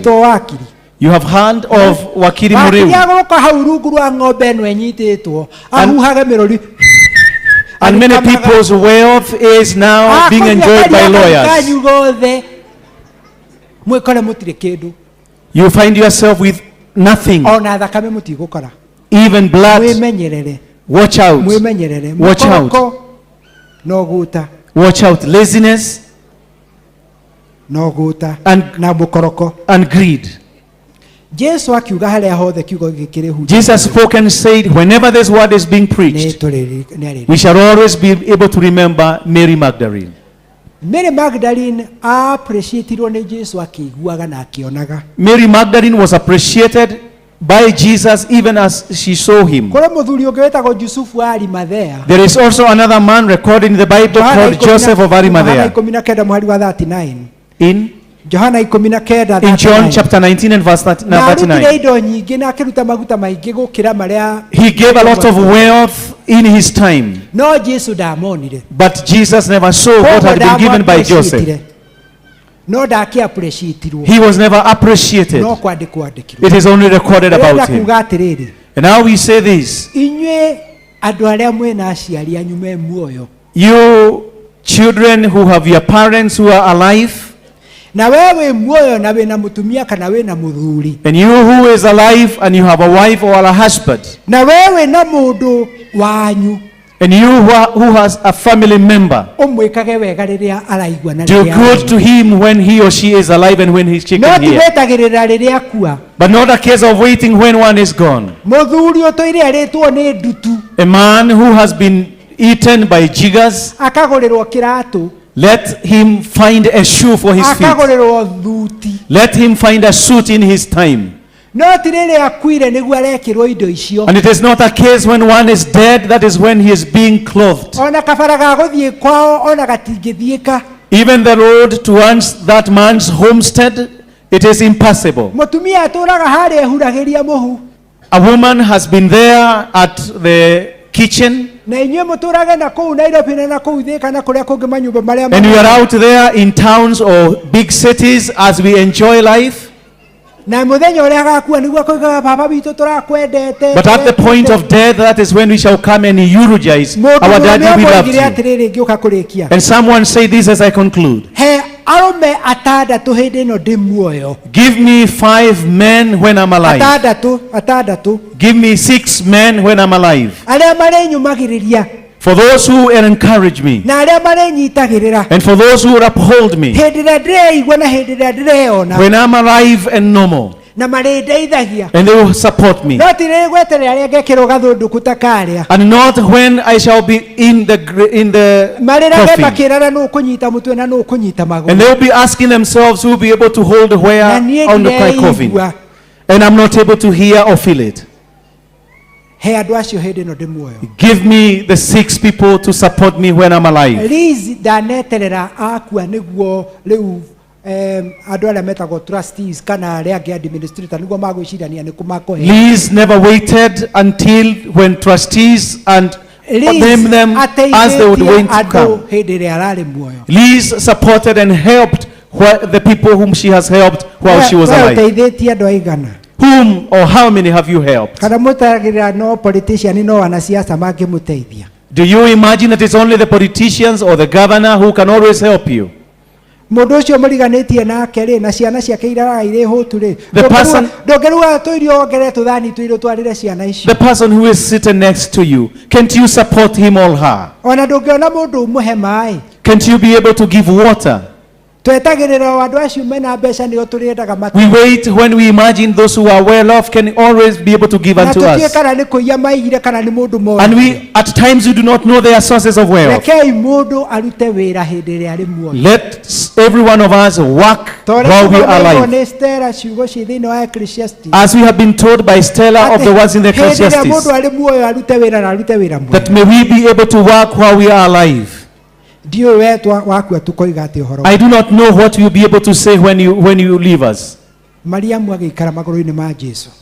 Magdalene sat at the feet of Jesus, and she anointed him with her oil. And then Jesus said, all these words will be spoken and remembered whenever the preaching happens. I do not know what will be said about you. Reflect about the word of God. The challenges we encounter, including cancer in our midst, some of these things come up because of greed. As we plant cabbages, we spray. Instead of waiting for the time given for the pesticides to take effect. Whenever we buy meat, the kind of the animal, there was a vet who had come, and we couldn't wait until the time given. I bought some papaos last night, and I thought these papaos were actually ripe. And I took them to my wife and said, these are beautiful and wonderful papaos. And she said, they are not good. And why do you say that they are not good? Look at where this pawpaw has been cut. The bishop was imagining it is maybe perhaps a scratch that was in the pawpaw. But the cutting is specifically done so that it can ripen easily. Because the person who is selling the pawpaw is greedy. I have given the person money so that I can go and throw away the pawpaw. Your Excellency, Pale Bobo, you know the people who are there with the beautiful bananas and pawpaws. There is someone who has always been cheating there at that point. Tunajimaliza kwa na uelevu wetu. We normally put what? Tunaweka dawa kwa maziwa ili tuweze kujitajirisha. May the Lord help us. If we do not turn away, it is now up to you. Shall we pray? Father, in the mighty name of Jesus, whenever the gospel message is read, Mary Magdalene is remembered. Greed, laziness has impacted us negatively. We have come because Lizzie was industrious in her own right. She gave in her time. The education sector was transformed out of her vision. And in years to come, Lizzie Wanyoike, preparatory, NIPS, courage, we will forever be a pillar of change and transformation and acts of mercy and love in a life of worshiping Thee with who we are and what we have, raising us a consciousness of what it means for us who are in this world. For this we ask through Christ our Lord. Amen. We shall now have an opportunity to worship God as Lizzie did in her own right and in many ways. There are some offertory baskets that will be passed through us and across the aisle. We have the Anglican Parish of Gatanga who are represented. Mchungaji is here.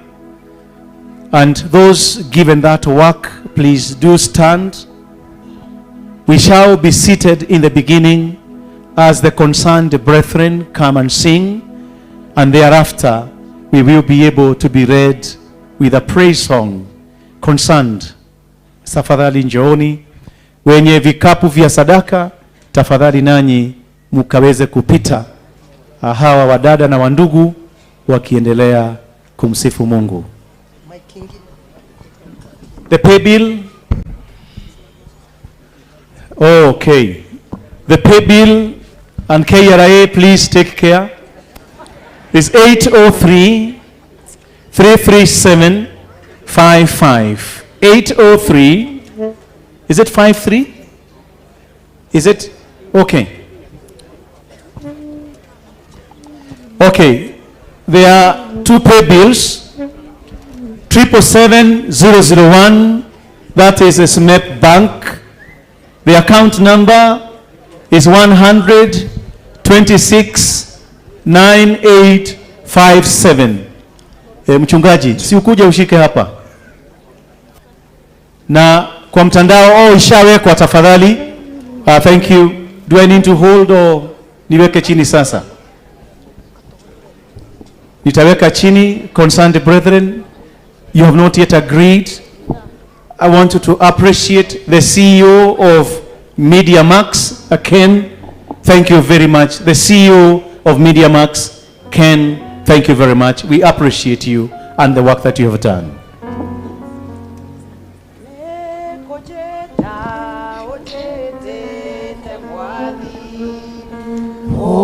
Kachera digemo the mother kuwele modara fawakwa umedudha na ndeko na moyo ekotoria nejoene kotoria otaoria Jesu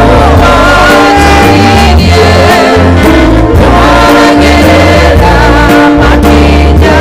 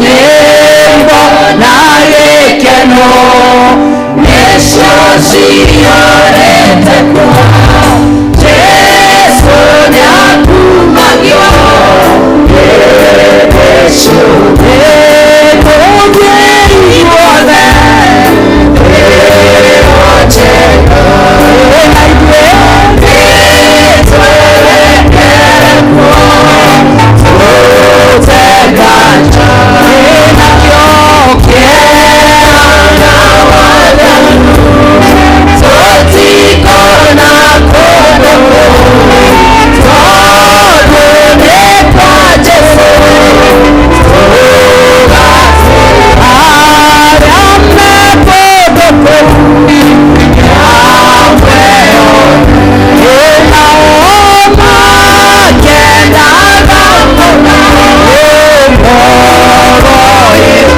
ĩna ithuĩ no wega tũgĩthire tũgakene ona ithuĩ tũtũũre mũtũire nginya tene Ngai waheire mwana wake nguo yaganĩire ya ũramaki nake tondũ nĩathurire nĩmathambie Jakubu na akiuga ndũrĩrĩ tonye mĩcũrĩre igwĩtwo ĩrĩma-inĩ nakĩo kĩirĩrĩirwo ihiga ĩna muoyo nakĩo nĩ gĩtheru onĩwe kĩrĩma kĩnene gũkĩra macio agakũnjũrĩrwo hema njerũ nayo yakwo igũrũ rĩao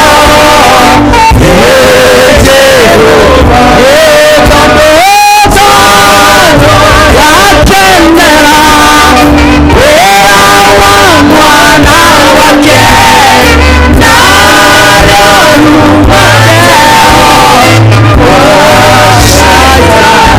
na ithuĩ nĩ wega tũgerie tũgakene ona ithuĩ tũtũũre matirĩ nginya tene na ithuĩ no wega tũgerie tũgakene ona ithuĩ tũtũũre matirĩ nginya tene. Praise team. Ushers, if you are done, please do come here in front. Praise team. Lead us in a common song, please. Either English or Kiswahili. Jesu. Okay. Jesu nikenaga wewe sio wangu ukitikila kungura kona tarikira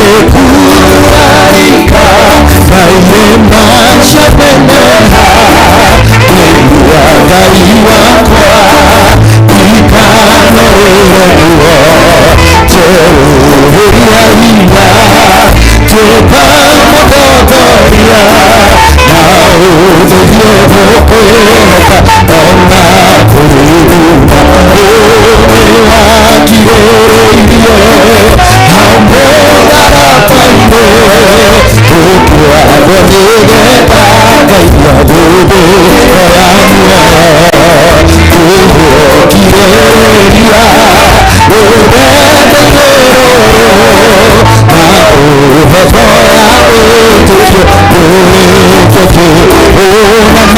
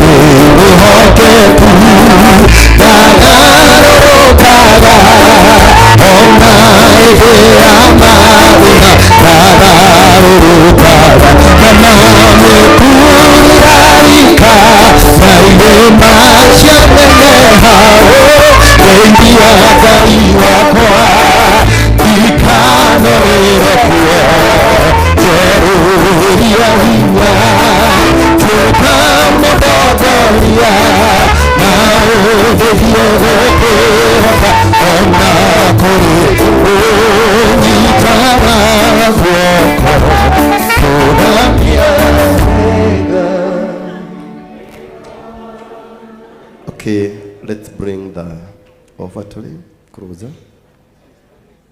As we all stand,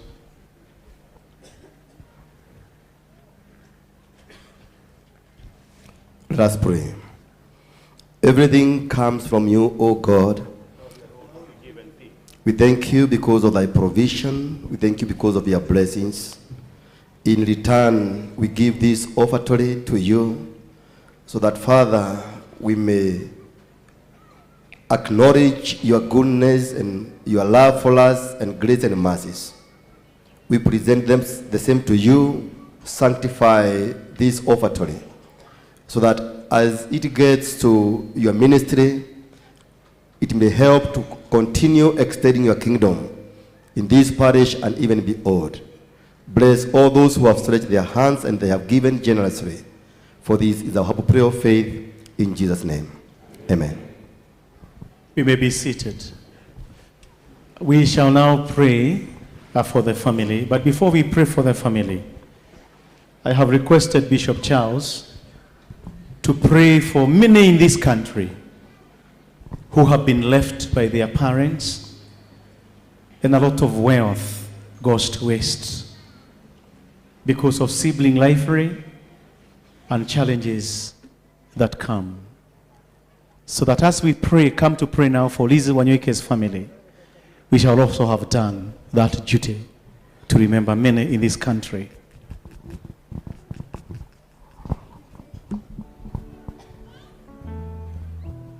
Tuhoe Ngai Baba thĩinĩ wa rĩtwa rĩa Jesu Kristo tũkwenda gũgũtĩa na gũgũcokeria ngatho nĩ ũndũ wa wega na ũtugi waku kuma rĩrĩa tũikarire haha thĩ nĩ tũiguĩte rũgano rũnene mũno na rwa goro rwa ndungata yaku Lizzie ũrĩa arĩ mũirĩtu wa gĩcagi na ũrĩa Ngai wamũrutire na ũkĩruta ũgĩcagi thĩinĩ wake na ũkĩmũrehe Nairobi Ngai na agĩtuĩka mũthũkũmi ũgũtĩĩka mũno na legacy yake nĩ gũtũũra na kiugo gĩaku kĩ muoyo nĩ gĩatũririkania atĩ kũrĩa mothe mabuku ma gĩthomo magathomwo gũtirĩ hĩndĩ rĩtwa rĩa Lizzie Wanyoike rĩkaga gũthomwo. Thank you Ngai nĩ ũndũ wa mũtũrĩre ũcio wake aratũrire tondũ nĩ angĩaiganĩrire mũtumia wa gĩtonga mũtumia wa MP arere ciana na agĩgwĩka ũndũ ũngĩ no Ngai ũkĩmũteithia kũrutithia hakiri ciake wĩra. Twagũthaitha ona ithuĩ twĩ muoyo-inĩ ũyũ ũtũteithie kũrutithia hakiri citũ wĩra na kwaga kũiganĩra Mwathani nĩ ũndũ wa maũndũ marĩa manini ũtũnengerete. Tutuĩke more ambitious tucaranie na maũndũ manene tondũ na macio no maitũ Ngai ũtũigĩire. Korwo Ngai nĩ tũiguaga kiugo gĩaku gĩatuĩka ũteithio mũnene mũno ta kĩrĩa twaigua mũthenya wa ũmũthĩ twarora ũrĩa andũ matuĩkĩte igũta ati arume niwe gutira maikarite thi tuhu utari undu megwika horo ucio gatuiguithia kieha kinene muno Ngai twarora uhoro wa greed iria ikuo tukaigua tha nyingi muno Ngai no thengio ni tondu andu matithirite mari okuo na no kuri andu meguthukuma na bururi uyu Ngai no guthie na mbere tugucokeria ngatho ni tondu Mugikuyu ni muruti wira kuna na twanaigirirwo ati ithui tutongaga na kuiya no Ngai ni we tutire ici ithui ni wira turutaga na twaruta wira Ngai ukarathima kio kia moko maitu na ugatuma gituike gia gutherema ni urarathimire kio kia Liz muno na utonga wa Liz ugatherema muno Ngai ugakinyira mwanake tocio uramuthondekaga magego na aria ngeigi muno arateithĩtie mũtũrĩre-inĩ ũyũ na ciana icio 300 Ngai ihinda rĩrĩ ararĩhagira cukuru na twĩtĩkĩtie atĩ ũhoro ũcio no ũgũthiĩ na mbere twagũthaitha twĩnyihĩtie mũno Ngai ũtũigue atĩ ũtonga ũyũ wa Liz ndũgathire Mwathani ndugetikire utonga uyu wa Liz uthire ndugetikire ciana ici cia Liz Mwathani ciage kuiguana ni undu wa utonga uyu munene muno matigirwo ni nyina no utonga uyu uramatua mo united na Mwathani tondu ni ogi gukira nyina na rara mathomithitie ndaguthaitha Ngai mwega na muiguatha witikire madabo na matripo utonga uyu no nenehe muno na magatigira ciana ciao na ciana ciao na rĩrĩa rĩothe bũrũri ũyũ gũtũrwo Ngai ndungata yaku Liz atũre aririkanagwo kiumbe Mwathani nĩ ndorio hoe nĩ mũbishopu ũhoro wa itonga nyingĩ mũno cia Gĩkũyũ iria itonyete thĩinĩ wa kĩhurũko na rĩu ciana ciao tionanaga makĩharana nĩ ũndũ wa indo matũranĩtie magoti-inĩ na maithe mao marũĩire na makĩcaria indo icio amona gĩthomo matiarĩ Ngai matiarĩ na no amateithirie kwendia nginya makara na magĩtuĩka andũ Mwathani twagũthaitha ũtũiguĩre tha na ũiguĩre ciana cia itonga cia Gĩkũyũ tha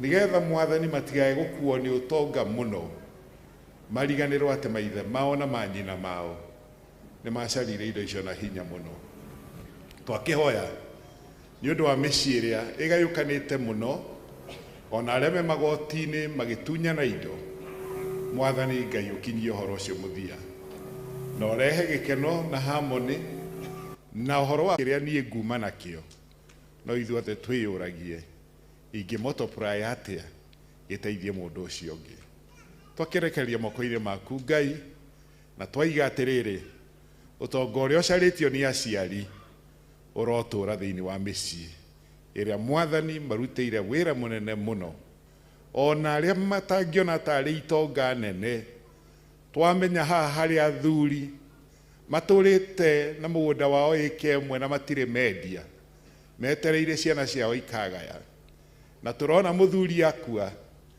ona kĩongo gĩtatinĩkĩte tukona mĩgũnda ĩyo yanjia kwanĩrĩrwo maũndũ macio Ngai matigũtũteithia Mwathani rehe rĩciria rĩngĩ thĩinĩ wa ngoro citũ ũrĩa tũngĩhota kũmultiply kĩrĩa twatigĩrwo gũkĩra gũkĩnina no tũteithie Mwathani kwaga kũninana ta magui nĩ ũndũ wa indo iria twatigĩrwo nĩ aciari aitũ nĩ twarega roho ũcio thĩinĩ wa rĩtwa rĩa Jesũ na twaiga atĩrĩrĩ Ngai we shall remain united na no gũthiĩ na mbere gũtuĩka maũndũ manene na mahinya na ithuĩ twĩ muoyo-inĩ ũyũ Ngai ũtũ-challenge ona ithuĩ kũruta mawĩra ta macio mararutirwo nĩ Liz na Mwathani ona ithuĩ tũgatigĩra ciana citũ na ciana cia ciana citũ kĩndũ kĩrĩa makaugaga nĩ ithuĩ twamatigĩire twakĩhoya igũrũ rĩa unity twahoya nĩgetha ũtonga ũcio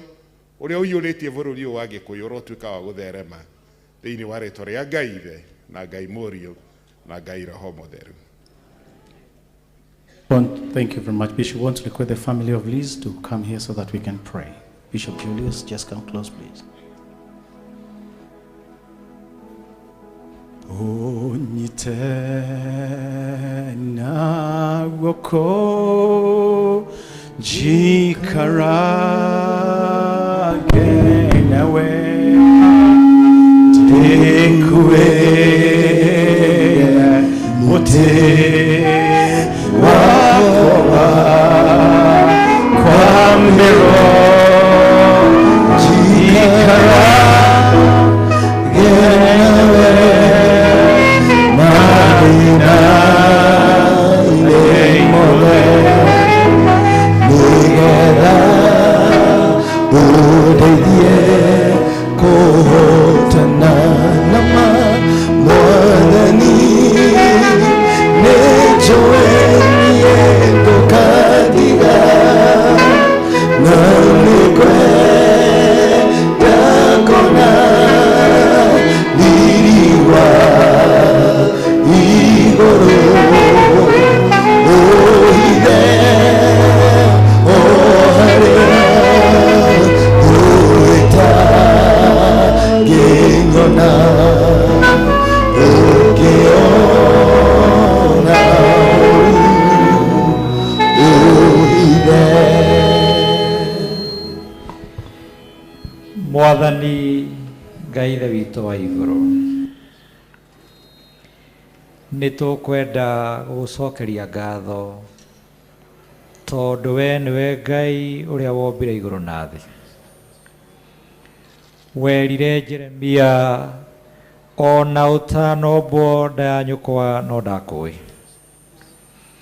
ona ũtanaciarwo no ndakwamũrĩte, nĩ gũtua ngũtuĩte mũnabii wa kũrathĩra andũ maũndũ.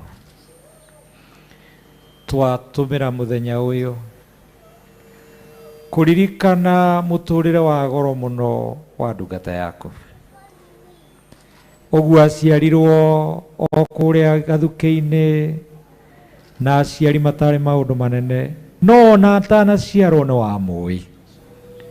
Nĩ kũmwamũra wamwamũrĩte ũmũgererie mũtũrĩre ũcio aragerire na ahote gwĩka maũndũ macio manene. Nĩ twagũcokeria ngatho nĩ ũndũ wa mũtũrĩre wa Lizzie Muthoni. Twagũcokeria ngatho nĩ ũndũ wa kũrĩa wamũgereirie. Twagũcokeria ngatho nĩ ũndũ wa ũrĩa athomire. Twagũcokeria ngatho nĩ ũndũ wa harĩa akinyire gĩthomo kĩu. Twagũcokeria ngatho nĩ ũndũ ũrĩa macemanirie na ũcio warĩ mwendo wake, na ũrĩa Mwathani wa mũrathimire na ciana ici, na ũrĩa Mwathani agereirio na maũndũ maritũ, athire akĩmareraga na akĩmathomithagia na akĩmogokagĩrĩra na akĩmahandaga wega, toguo tũramona haha. Twagũcokeria ngatho Mwathani. Twagũcokeria ngatho nĩ mĩaka makĩria ya 70 ĩyo ũramũhete. Twagũcokeria ngatho nĩ ũndũ wa maũndũ macio manene megũtũra maririkanagwo. Na rĩu mbere itũ twakũrehere bamĩrĩ ĩno. Twagũcokeria ngatho nĩ ũndũ wa Anthony na mũtumia wake na ciana ciake.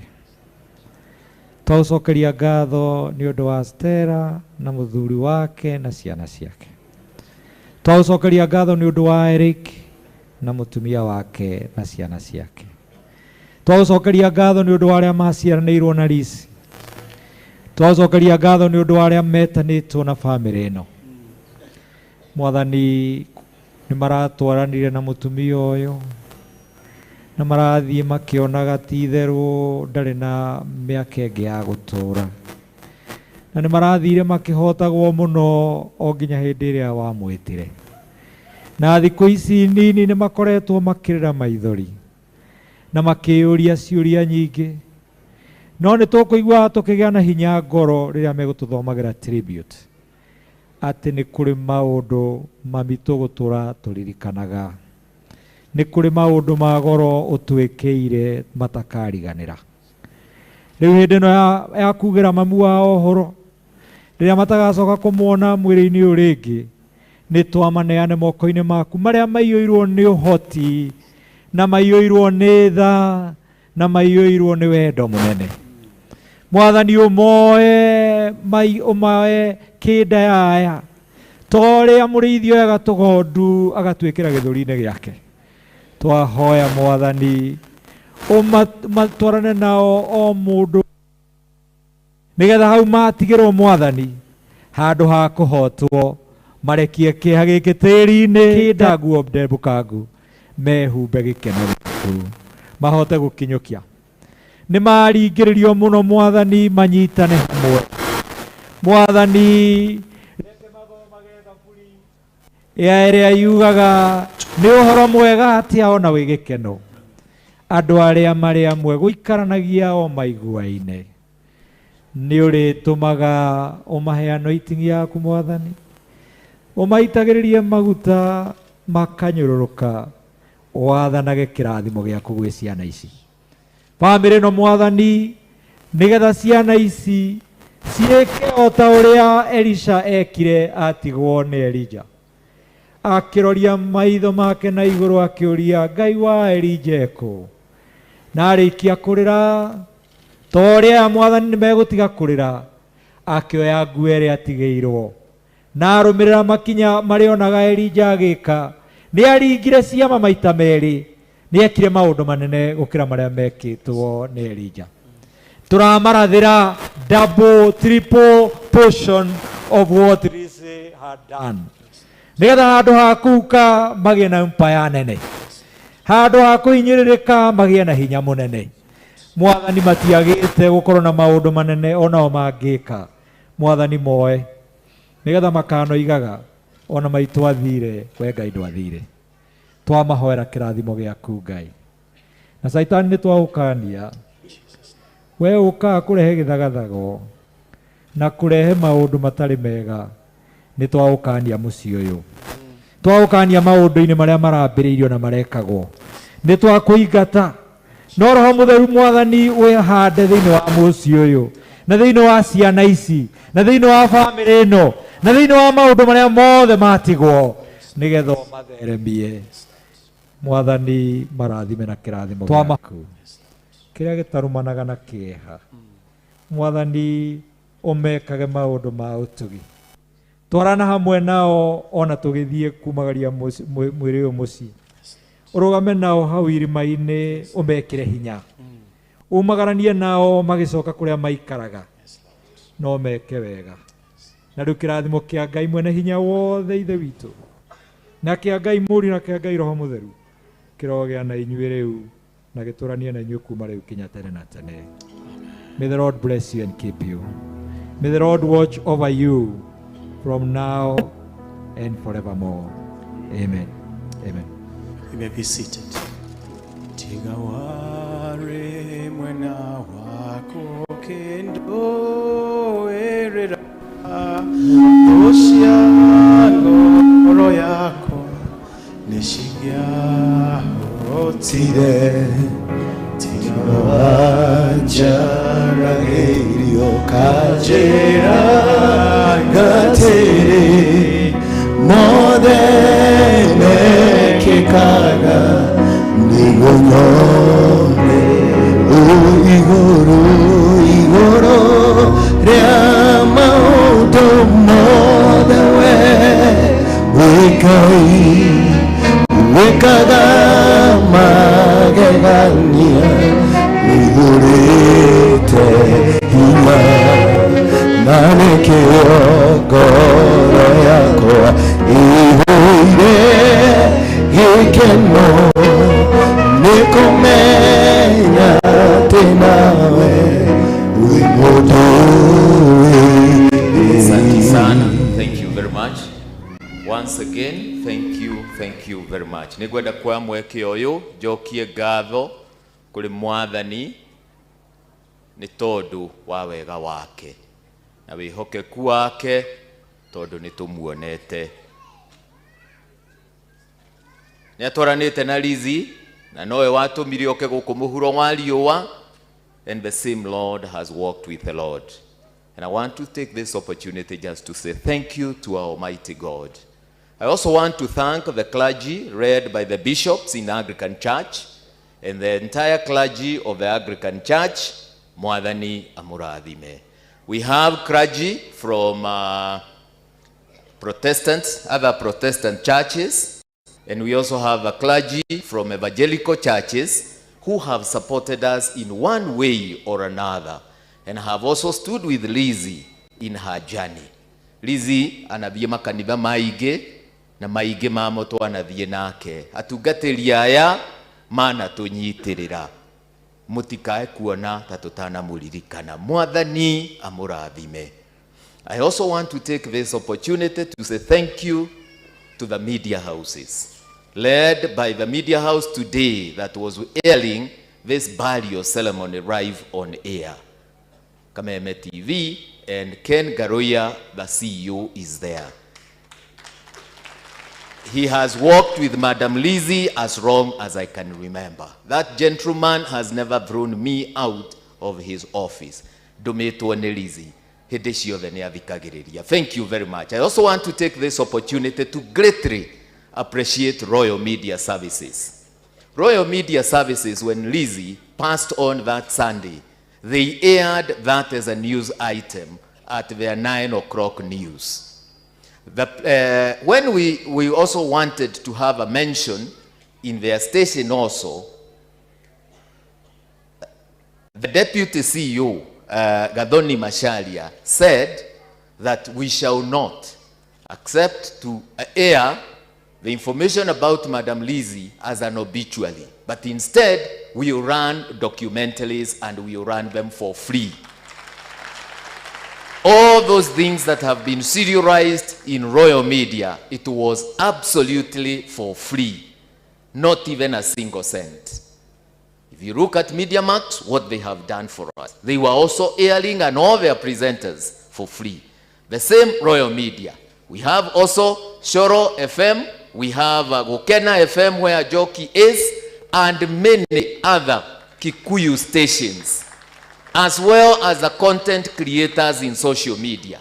I remember Jeff Kuria did a very nice documentary about Madam Lizzie Wanyoike that has been running all along. Adwaya give tia nene, tia doega. Na give matito nyitirira santi sana na Mungu awabariki. Now, this school where we are, the wenu etogoletio ni principal wetagwo Mr. Maina. We came here with Tony and found that gentleman in an office there. He told us, if it's Madam Lizzie, who have been an educationist, use that space. Na andu amatuhete nginya thitima yao neno ni primary school nini nituhurirei mwalimu ucio ruhi. Thank you very much muheshimiwa Muriu. Todo, you have stood with us. This is your constituency, and even when I reached out to you, you never ignored me. Aigeikia kura tugaga ne mutu ignoraga. You never ignored me, and you told me, Jega, whatever you people need, I am there for you. You have worked with us and your constituents. Asanti sana. Negwenda kuga atiriri, list ino ni nene muno. No jitikiria tu jokerie andu atugatho.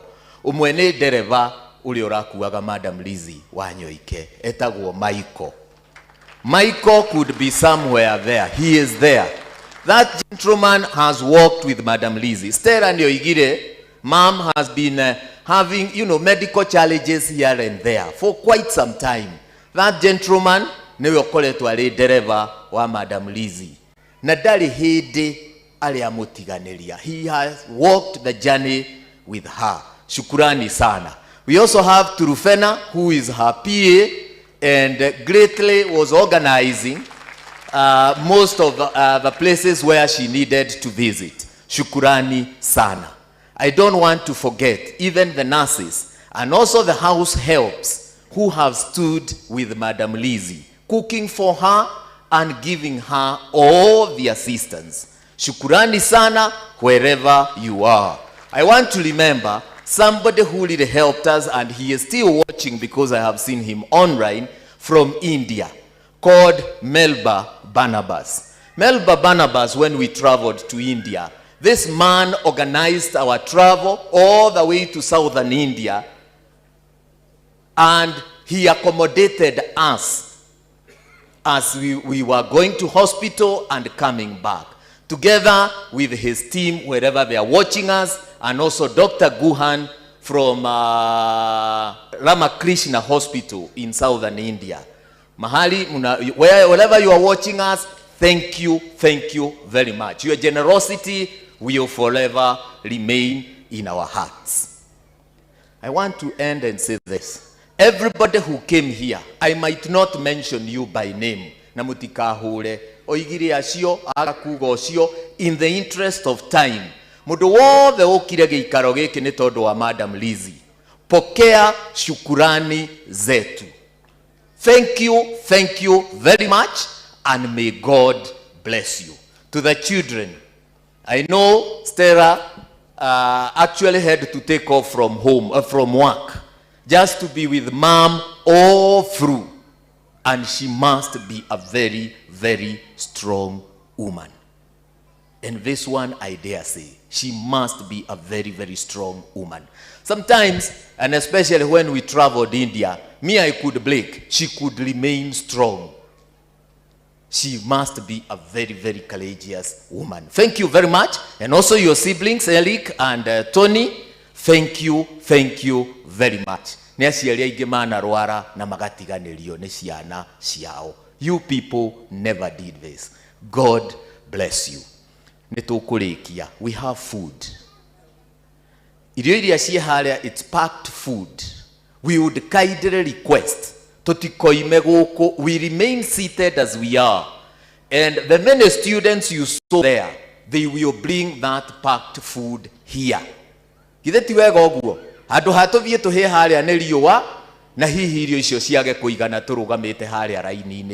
have catered for everybody who is here. Why am I saying that? Because where we are going for interment of mom is a very small space. We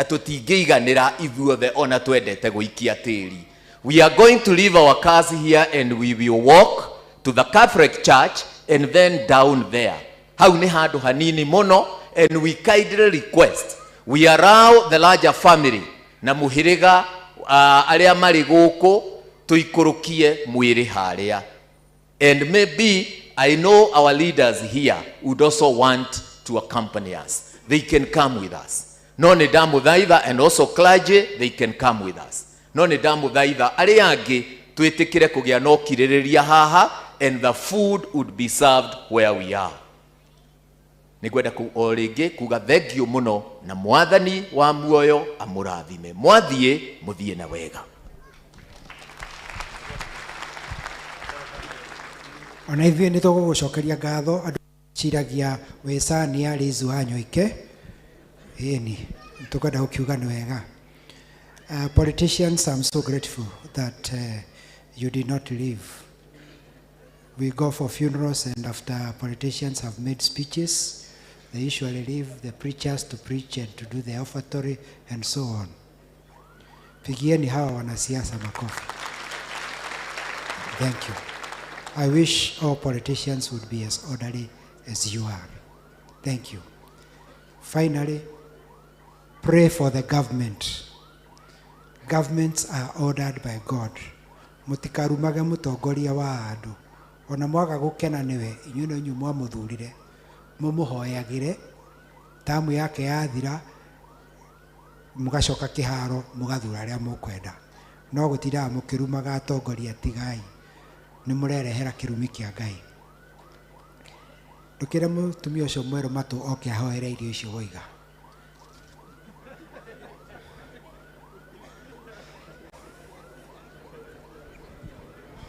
Come here. Do you know what you're supposed to do? Yes, you can pray for food. Let's pray. Father, we thank you so much for bringing us here today. Thank you that we could celebrate such a wonderful lady, and we just celebrate together. Thank you that we can celebrate because of you. We mourn, but we also celebrate. And we thank you for the food that is about to be before us. Thank you for those who have prepared it. We pray that we may fellowship together And even for those of us who will go to lay Auntie to rest, God, I pray that you will be with us and give us peace. In Jesus' name I pray. Amen. Amen. Thank you very much. Professor Julius, we are so grateful. Thank you for allowing us, especially the Nairobi people. I know we did not ask St. Joseph of Arimathea or St. Mark's Westlands to stand wherever you are. We have recognized you, we have appreciated you, and all those who came. Now, this is how we are going to recess. The clergy will lead the way we led coming in. Then the two young men who are carrying the portrait and the cross will follow us. Then the pallbearers, you carry the pall. And then we shall walk all the way. We are also not going to unrobe. We will just walk the way we are until we get to the place where we shall be interring the remains of Madame Liz. Politicians, you join us as it was said. The rest of you, you are told to remain sitting. So, haya, kwaya kethire. Oh, leure. Madame Sabina. Wa muratha. Ithe ndigwire mukiuga muri a praise team mutiguke ha mugitoindire. The rest will remain seated. Oh, yes. Na tusimame kwa ajili ya maombi ya mwisho. Final blessings. Eternal Father, we rejoice and honor thy holy name for the gift of Lizzie in our midst. The gifts and talents that grew and developed in her from you. For what she meant to her immediate members of the family, the faith community, the community, the Lizzie Wanyoike Preparatory and Senior Secondary School, the many foundations that she has given, and more so the ones that she initiated, the Lizzie Foundation, the many ways in which you raised her so that her life would be meaningful in our lives. We rejoice, Heavenly Father, for the memories we hold and share. And now as we recess to inter her body, Heavenly Father, we invoke your blessings upon our lives. And may the peace of God that surpasses all our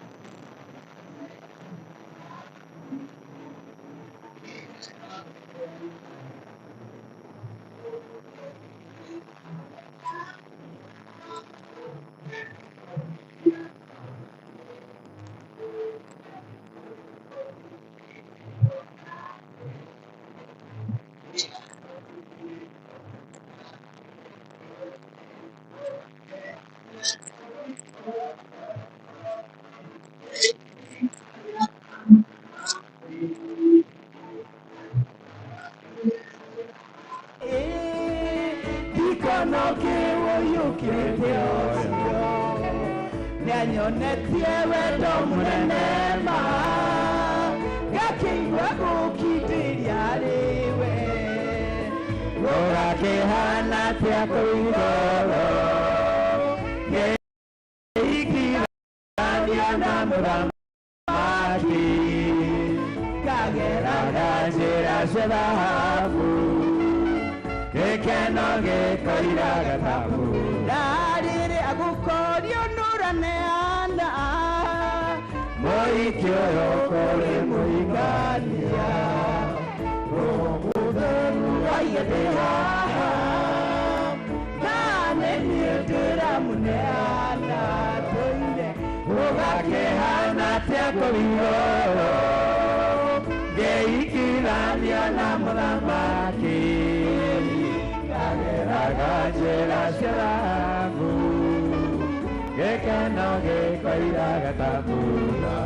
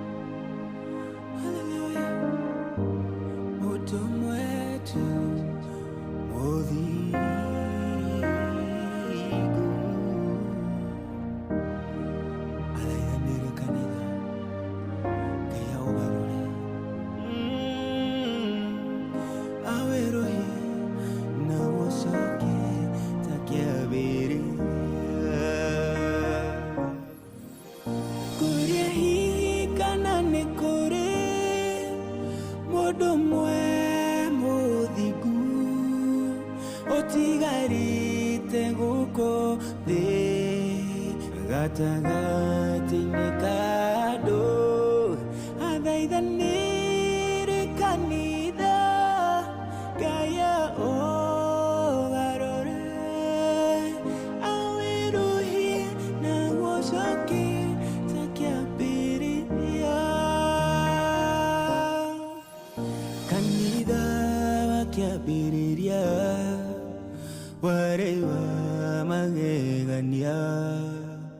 niwe tigĩrĩte Ngai naguo ndwendaga itherũ nake Ngai arĩ igũrũ mamwĩta kamaigua agoka Jehova akeyonania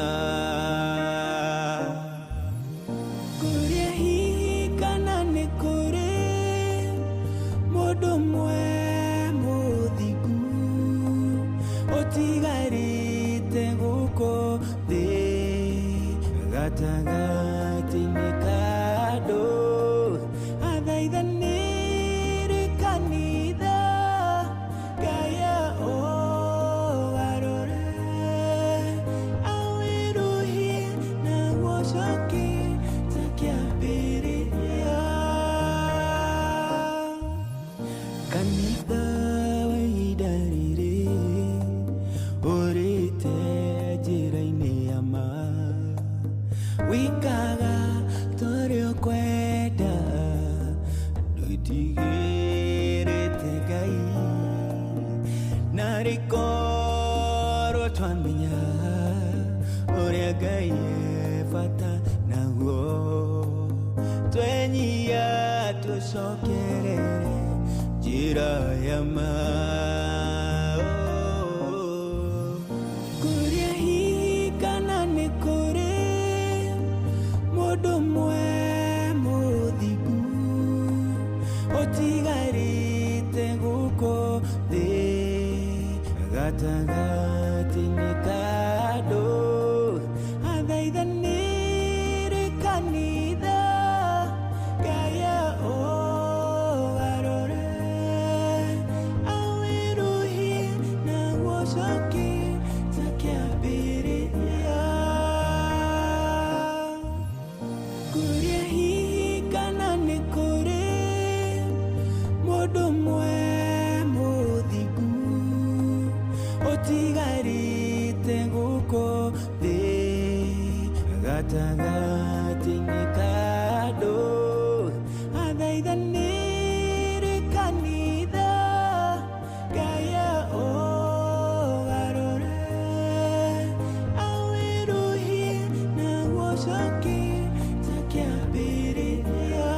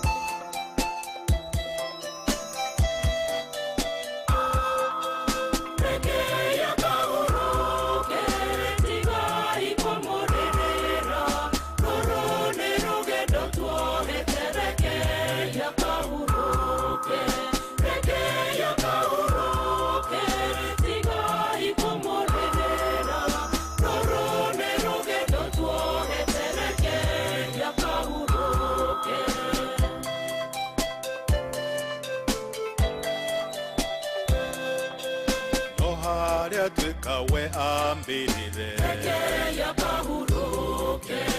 ona ithuĩ no rũgendo tuohete mahoya no mo mabatarainie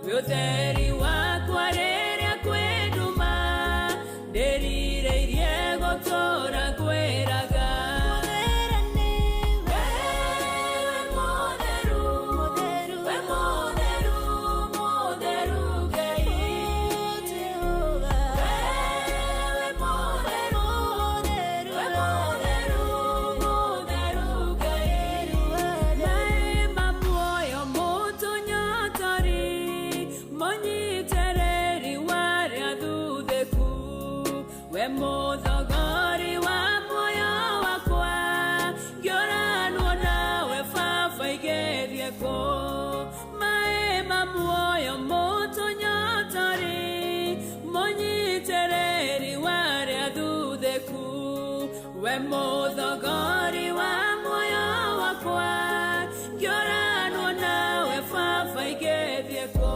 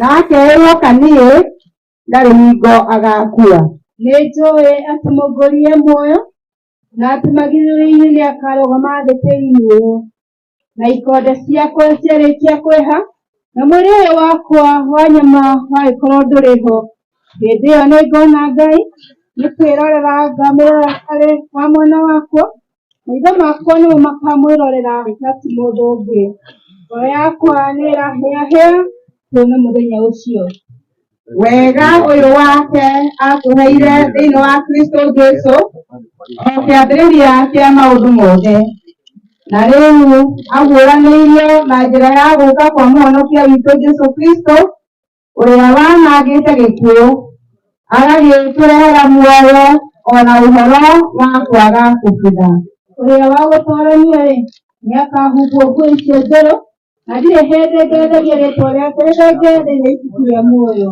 na nĩngetĩkĩra rĩtwa rĩake harĩ o nake harĩ araika ake.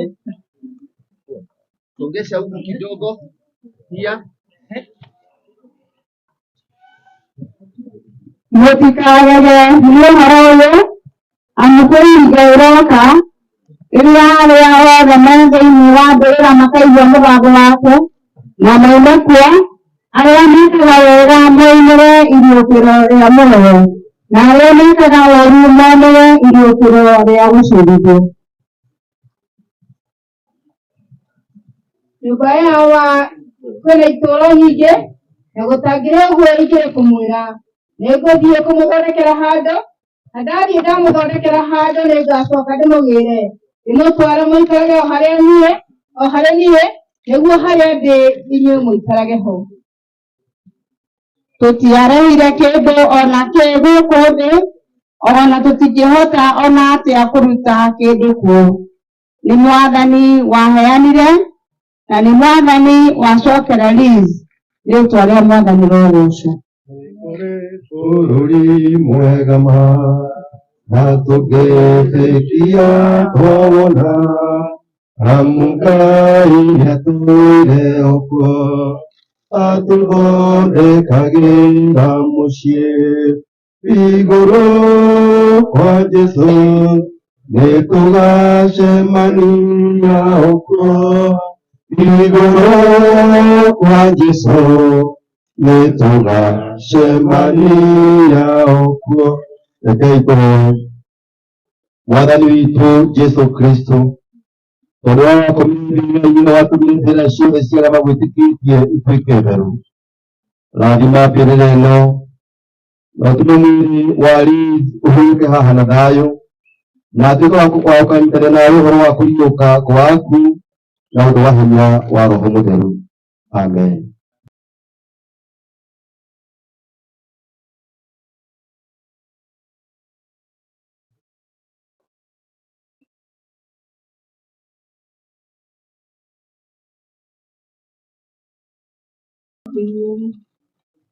Mũndũ ũrĩa ũciarĩtwo nĩ mũndũ mũka aikaraga o ihinda inini na nĩoĩrwo nĩ thĩna.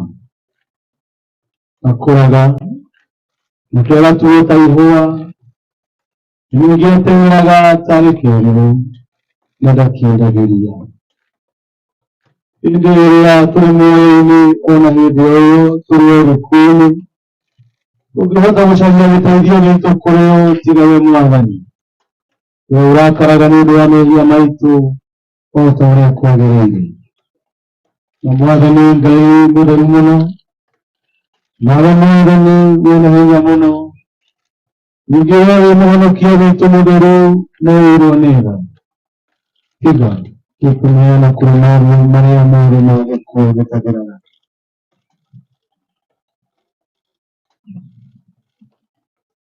Mwathani, we wĩ maũndũ marĩa mahithe ma ngoro citũ, tiga gũthinga matũ maku mena tha atĩ nĩguo matikaigue kũhoya gwitũ.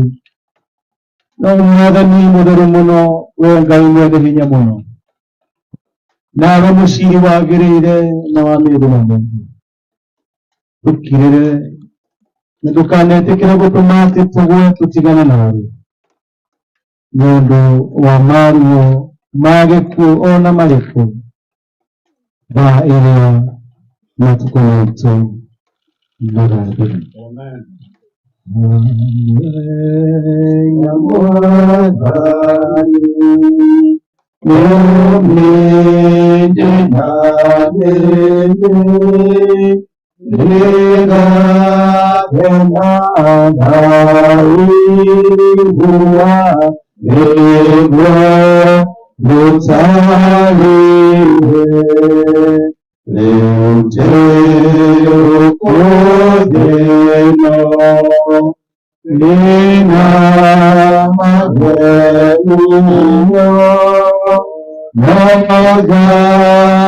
nogahũgũka njakinya igũrũ kwa Ngai moko-inĩ maku.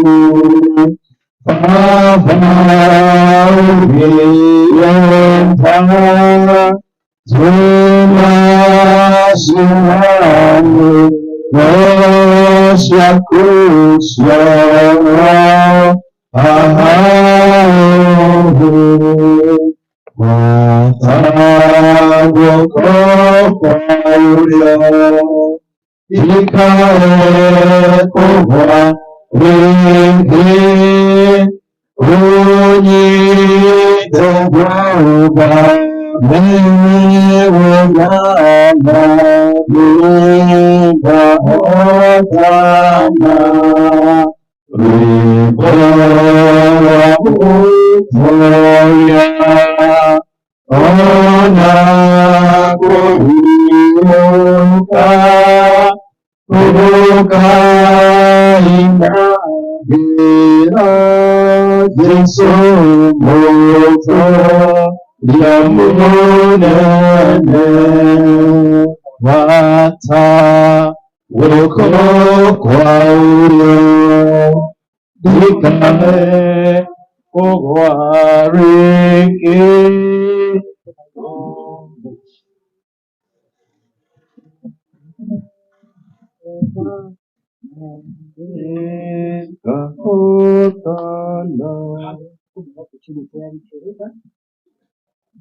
Nĩ ũndũ wa ũrĩa twĩhokete Jesũ Kristo, na ningĩ na ũndũ wa ũtugi mũingĩ ũrĩa Ngai atũheaga, ona ningĩ na ũndũ wa ũrĩa atũtheririe agĩtũtua thingu nĩ ũndũ wa Jesũ Kristo, nĩ twaheana roho wa mwana wa ithe witũ Lizzie Muthoni wa Wanyoike moko-inĩ ma Ngai marĩa ma tene na tene, nĩguo amuoye atuĩke wake, na ithuĩ tũcokie mwĩrĩ wake tĩĩri-inĩ, tĩĩri nĩ ũcoke tĩĩri, mũhu nĩ ũcoke mũhu, na na rwo rũkũngũ nĩ rũcoke na twĩna kĩĩrĩgĩrĩro na mama ti itherũ atĩ arĩa othe makũũrĩtwo nĩ Mwathani nĩ makariũka magĩe na muoyo ũrĩa ũtagathira nĩ ũndũ wa Jesũ Kristo Mwathani witũ ũrĩa ũkagaga mwĩrĩ ũyũ wa kũbutha aũriũke wĩna riri ta wa mwĩrĩ wake nĩ ũndũ wa Jesũ Kristo Mwathani witũ.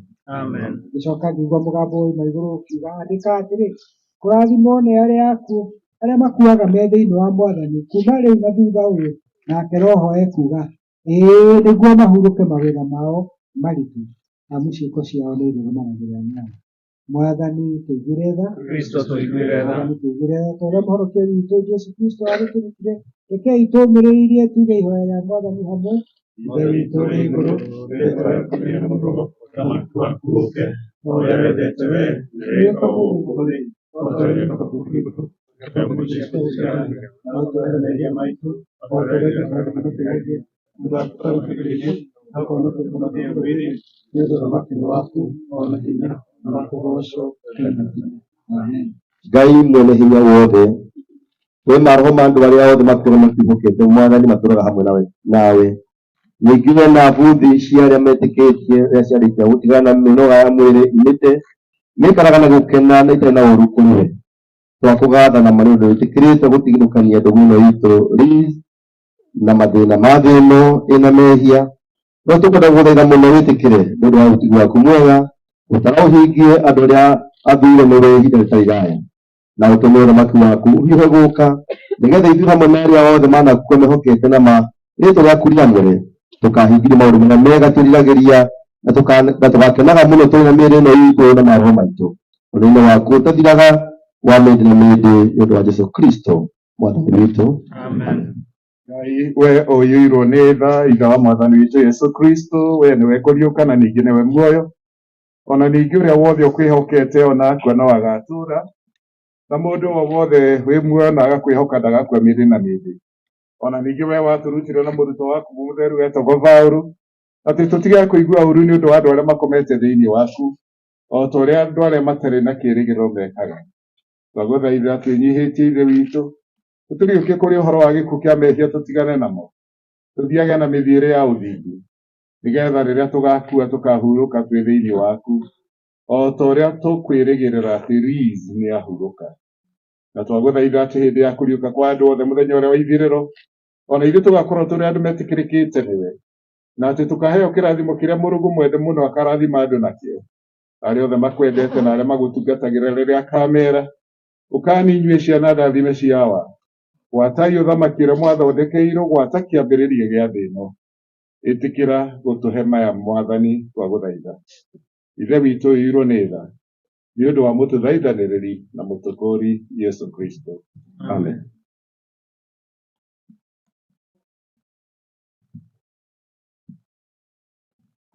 Nĩ tũkwenda kwamba kũhe family opportunity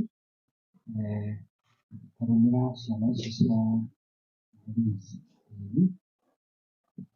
Just symbol na kĩrĩ kanini ona ngĩrĩmona na guoko kanini ngaka tũmũrĩkia hamwe ngĩrĩkia mũndũ rita yake mũrĩkia hamwe. Okay. 1, 2, 3, go. Thank you. Your spouses. Your spouses. Ndamuikie hamwe. 1, 2, 3, go. And the grandchildren. I think they're all aware of the years. And you take a funny now we can have a look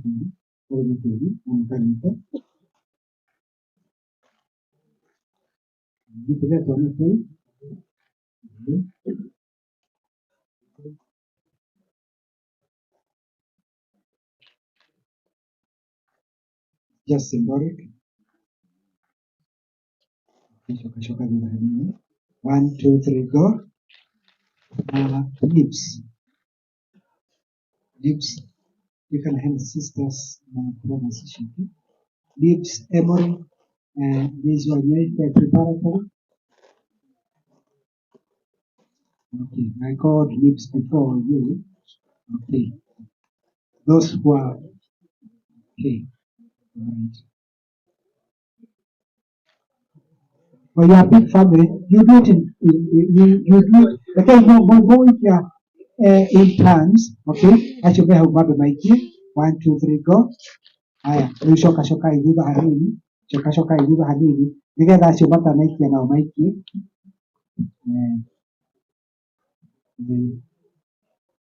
Mũcokie ithutha hanini, mũcokie ũcio thutha hanini.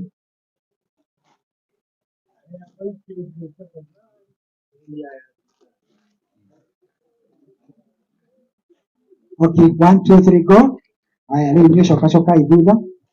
Tũngĩgĩtũra ũguo tũgũgĩikara haha na ndĩrona hena aciria ngwenda kũheo opportunity. Okay. 1, 2, 3, go. Thank you very much. Haya, Mheshimiwa Karumo, Mheshimiwa ũcio ũngĩ, na he Mheshimiwa ũnjĩria nĩ mariganagĩra. Mheshimiwa Zako, where are you? Okay. Mheshimiwa, you can do it together with the other Mheshimiwas. Thank you very much. Okay. Now, if we do it this way, we'll be here. Oh, Mheshimiwa Zakari. Oh, sorry. Yes. Okay. Okay, thank you. If we are going to do it this way, we're going to do this until the end. Na tondũ hena wĩra ũrĩa ũgũkĩrutwo haha, Bishop ngwĩciragia twĩke symbolic ũhoro wa mũtharaba nĩgetha twĩtĩkĩrie wĩra ũcio ũngĩ ũkĩrutwo. Rĩu koguo rĩu tĩri ngũtigana naguo. Thank you. Andũ arĩa aingĩ mahurũkaga wahota gũthiĩ kũndũ mbĩrĩra-inĩ ũkora hena mũtharaba. Nĩ njũragia andũ mũtharaba ũhandagwo nĩkĩ?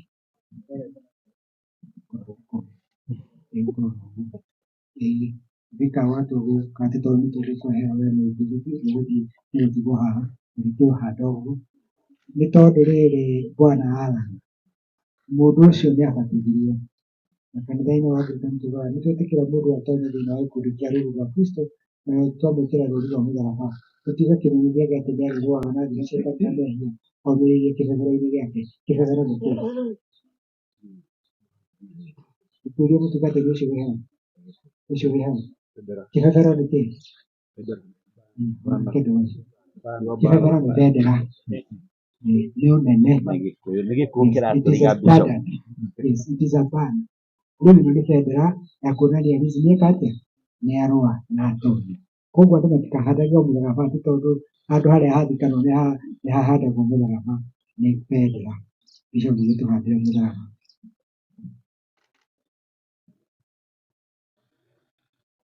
Rĩrĩ nĩ tondũ wa wĩtĩkio ũrĩa mũndũ agĩtio Lizzie abatithirio thĩinĩ waguo.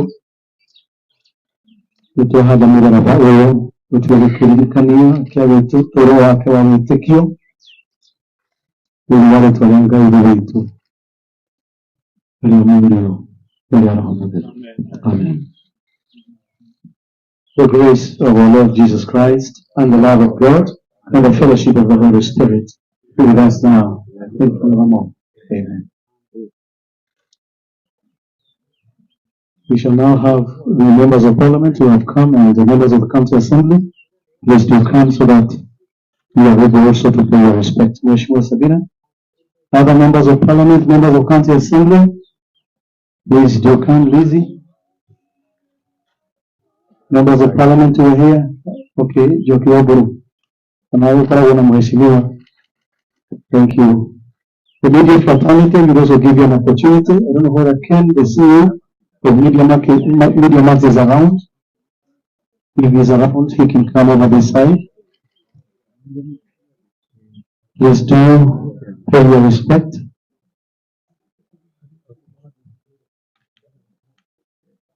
If you don't it, then we shall invite the immediate members of the family.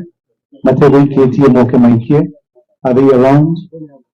Members of the family who are here, just come. Jim, you can take over so that you will preside over the remaining part.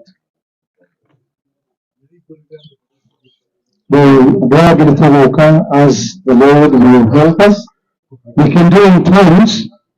so that we are able to do the best that we can.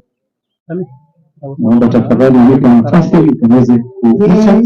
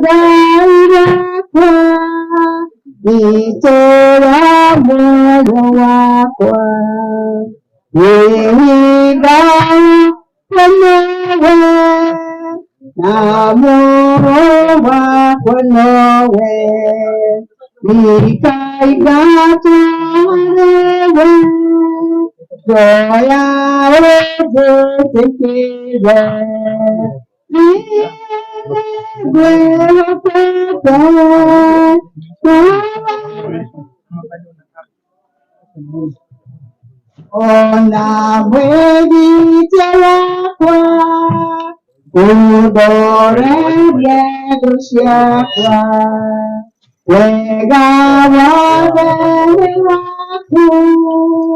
wahaneri waku wakani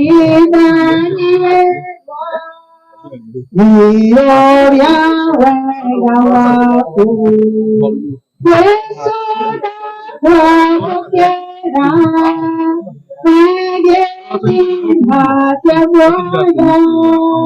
pero Padre de la paz,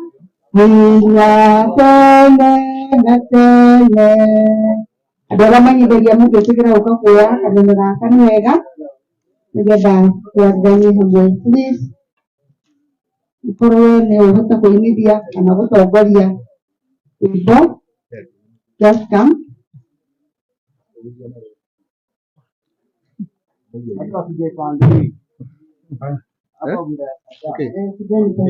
jadi kamera yang sekira oke nah ini namanya dia yang ada aku kena ada baru sadar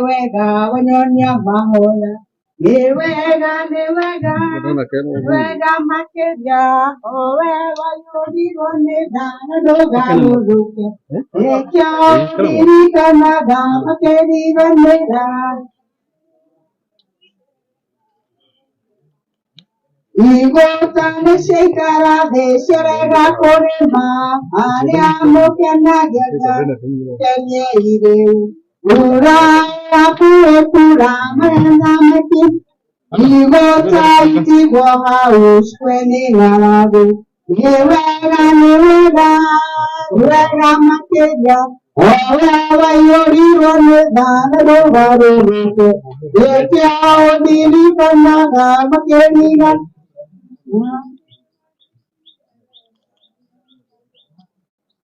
Parapanda Italia parapanda Italia parapanda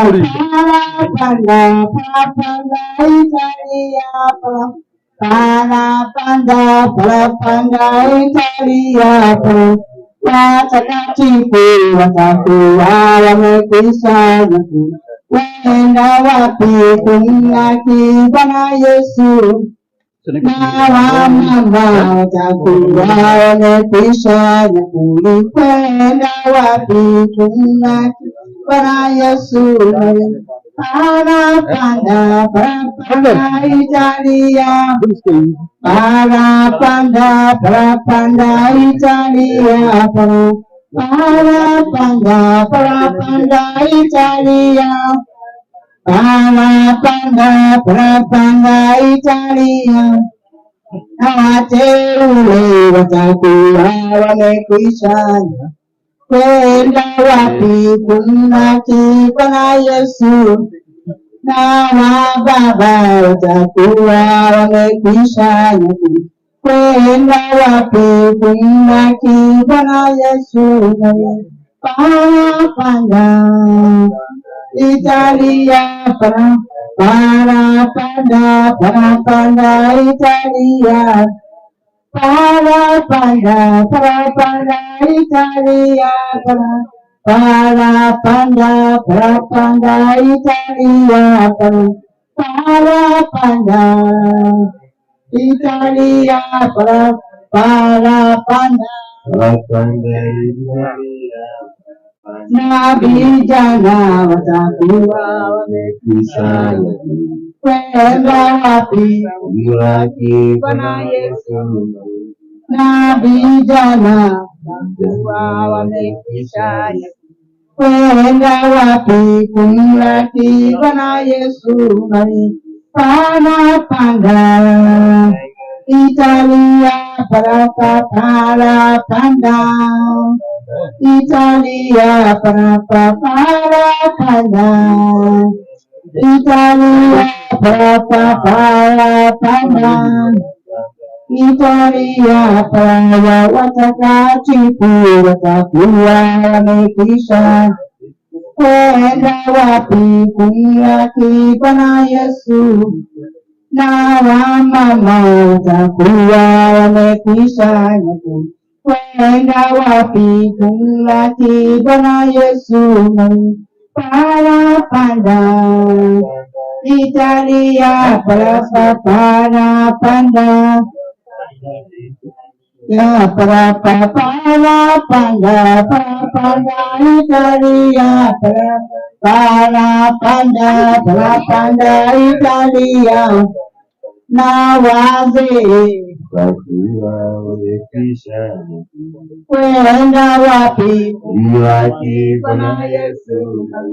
Na watakatifu watakuwa wamekwisha kwenda wapi kumlaki Bwana Yesu?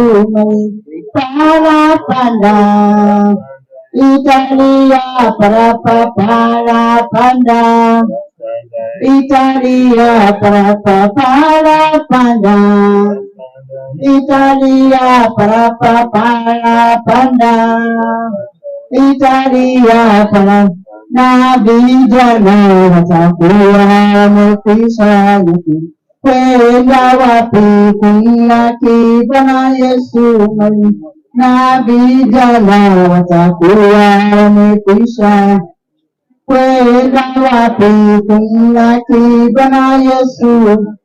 Watakatifu watakuwa wamekwisha kwenda wapi kumlaki Bwana Yesu? Parapanda parapanda parapanda Italia, parapanda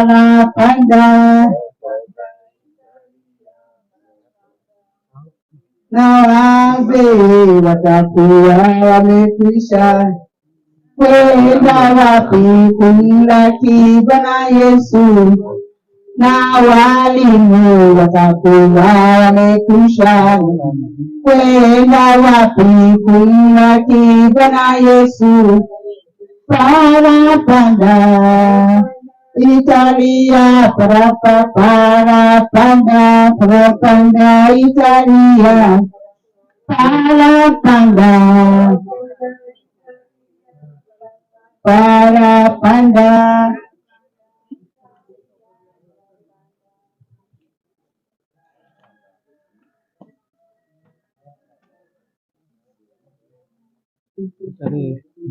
Maravillaradiere aquel gaúcho miracolo y te haré todo aire demasiado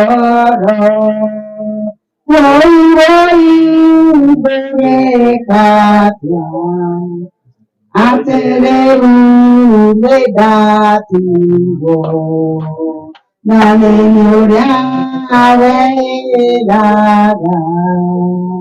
Ateneye Gatogo Buire Dei Neseikendo Chavo Kode Devaya Yetsareya Shaidu Nare Ushauta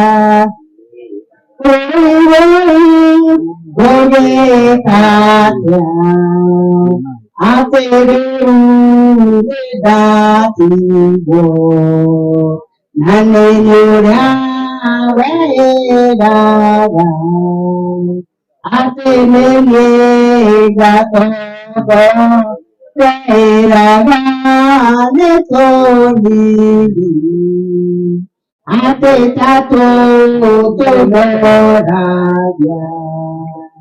ire namane tuakutu, wajere keria maine, moi gore katia, atere negativo. Aleluya, Veda, Ateneye Gatogo, Gati Gatia, Tamodeni, Najoyo tu Gati Wakwa, Kumareya, Tire, Dire daso kanadu, woi gome katia, atere medativo, nane nyura waedada, atene megatogo, ne maito kana ne papa. Kana nemo atawa kwa Mugina kera kamo daide Eke kere kudiyo kya Uwe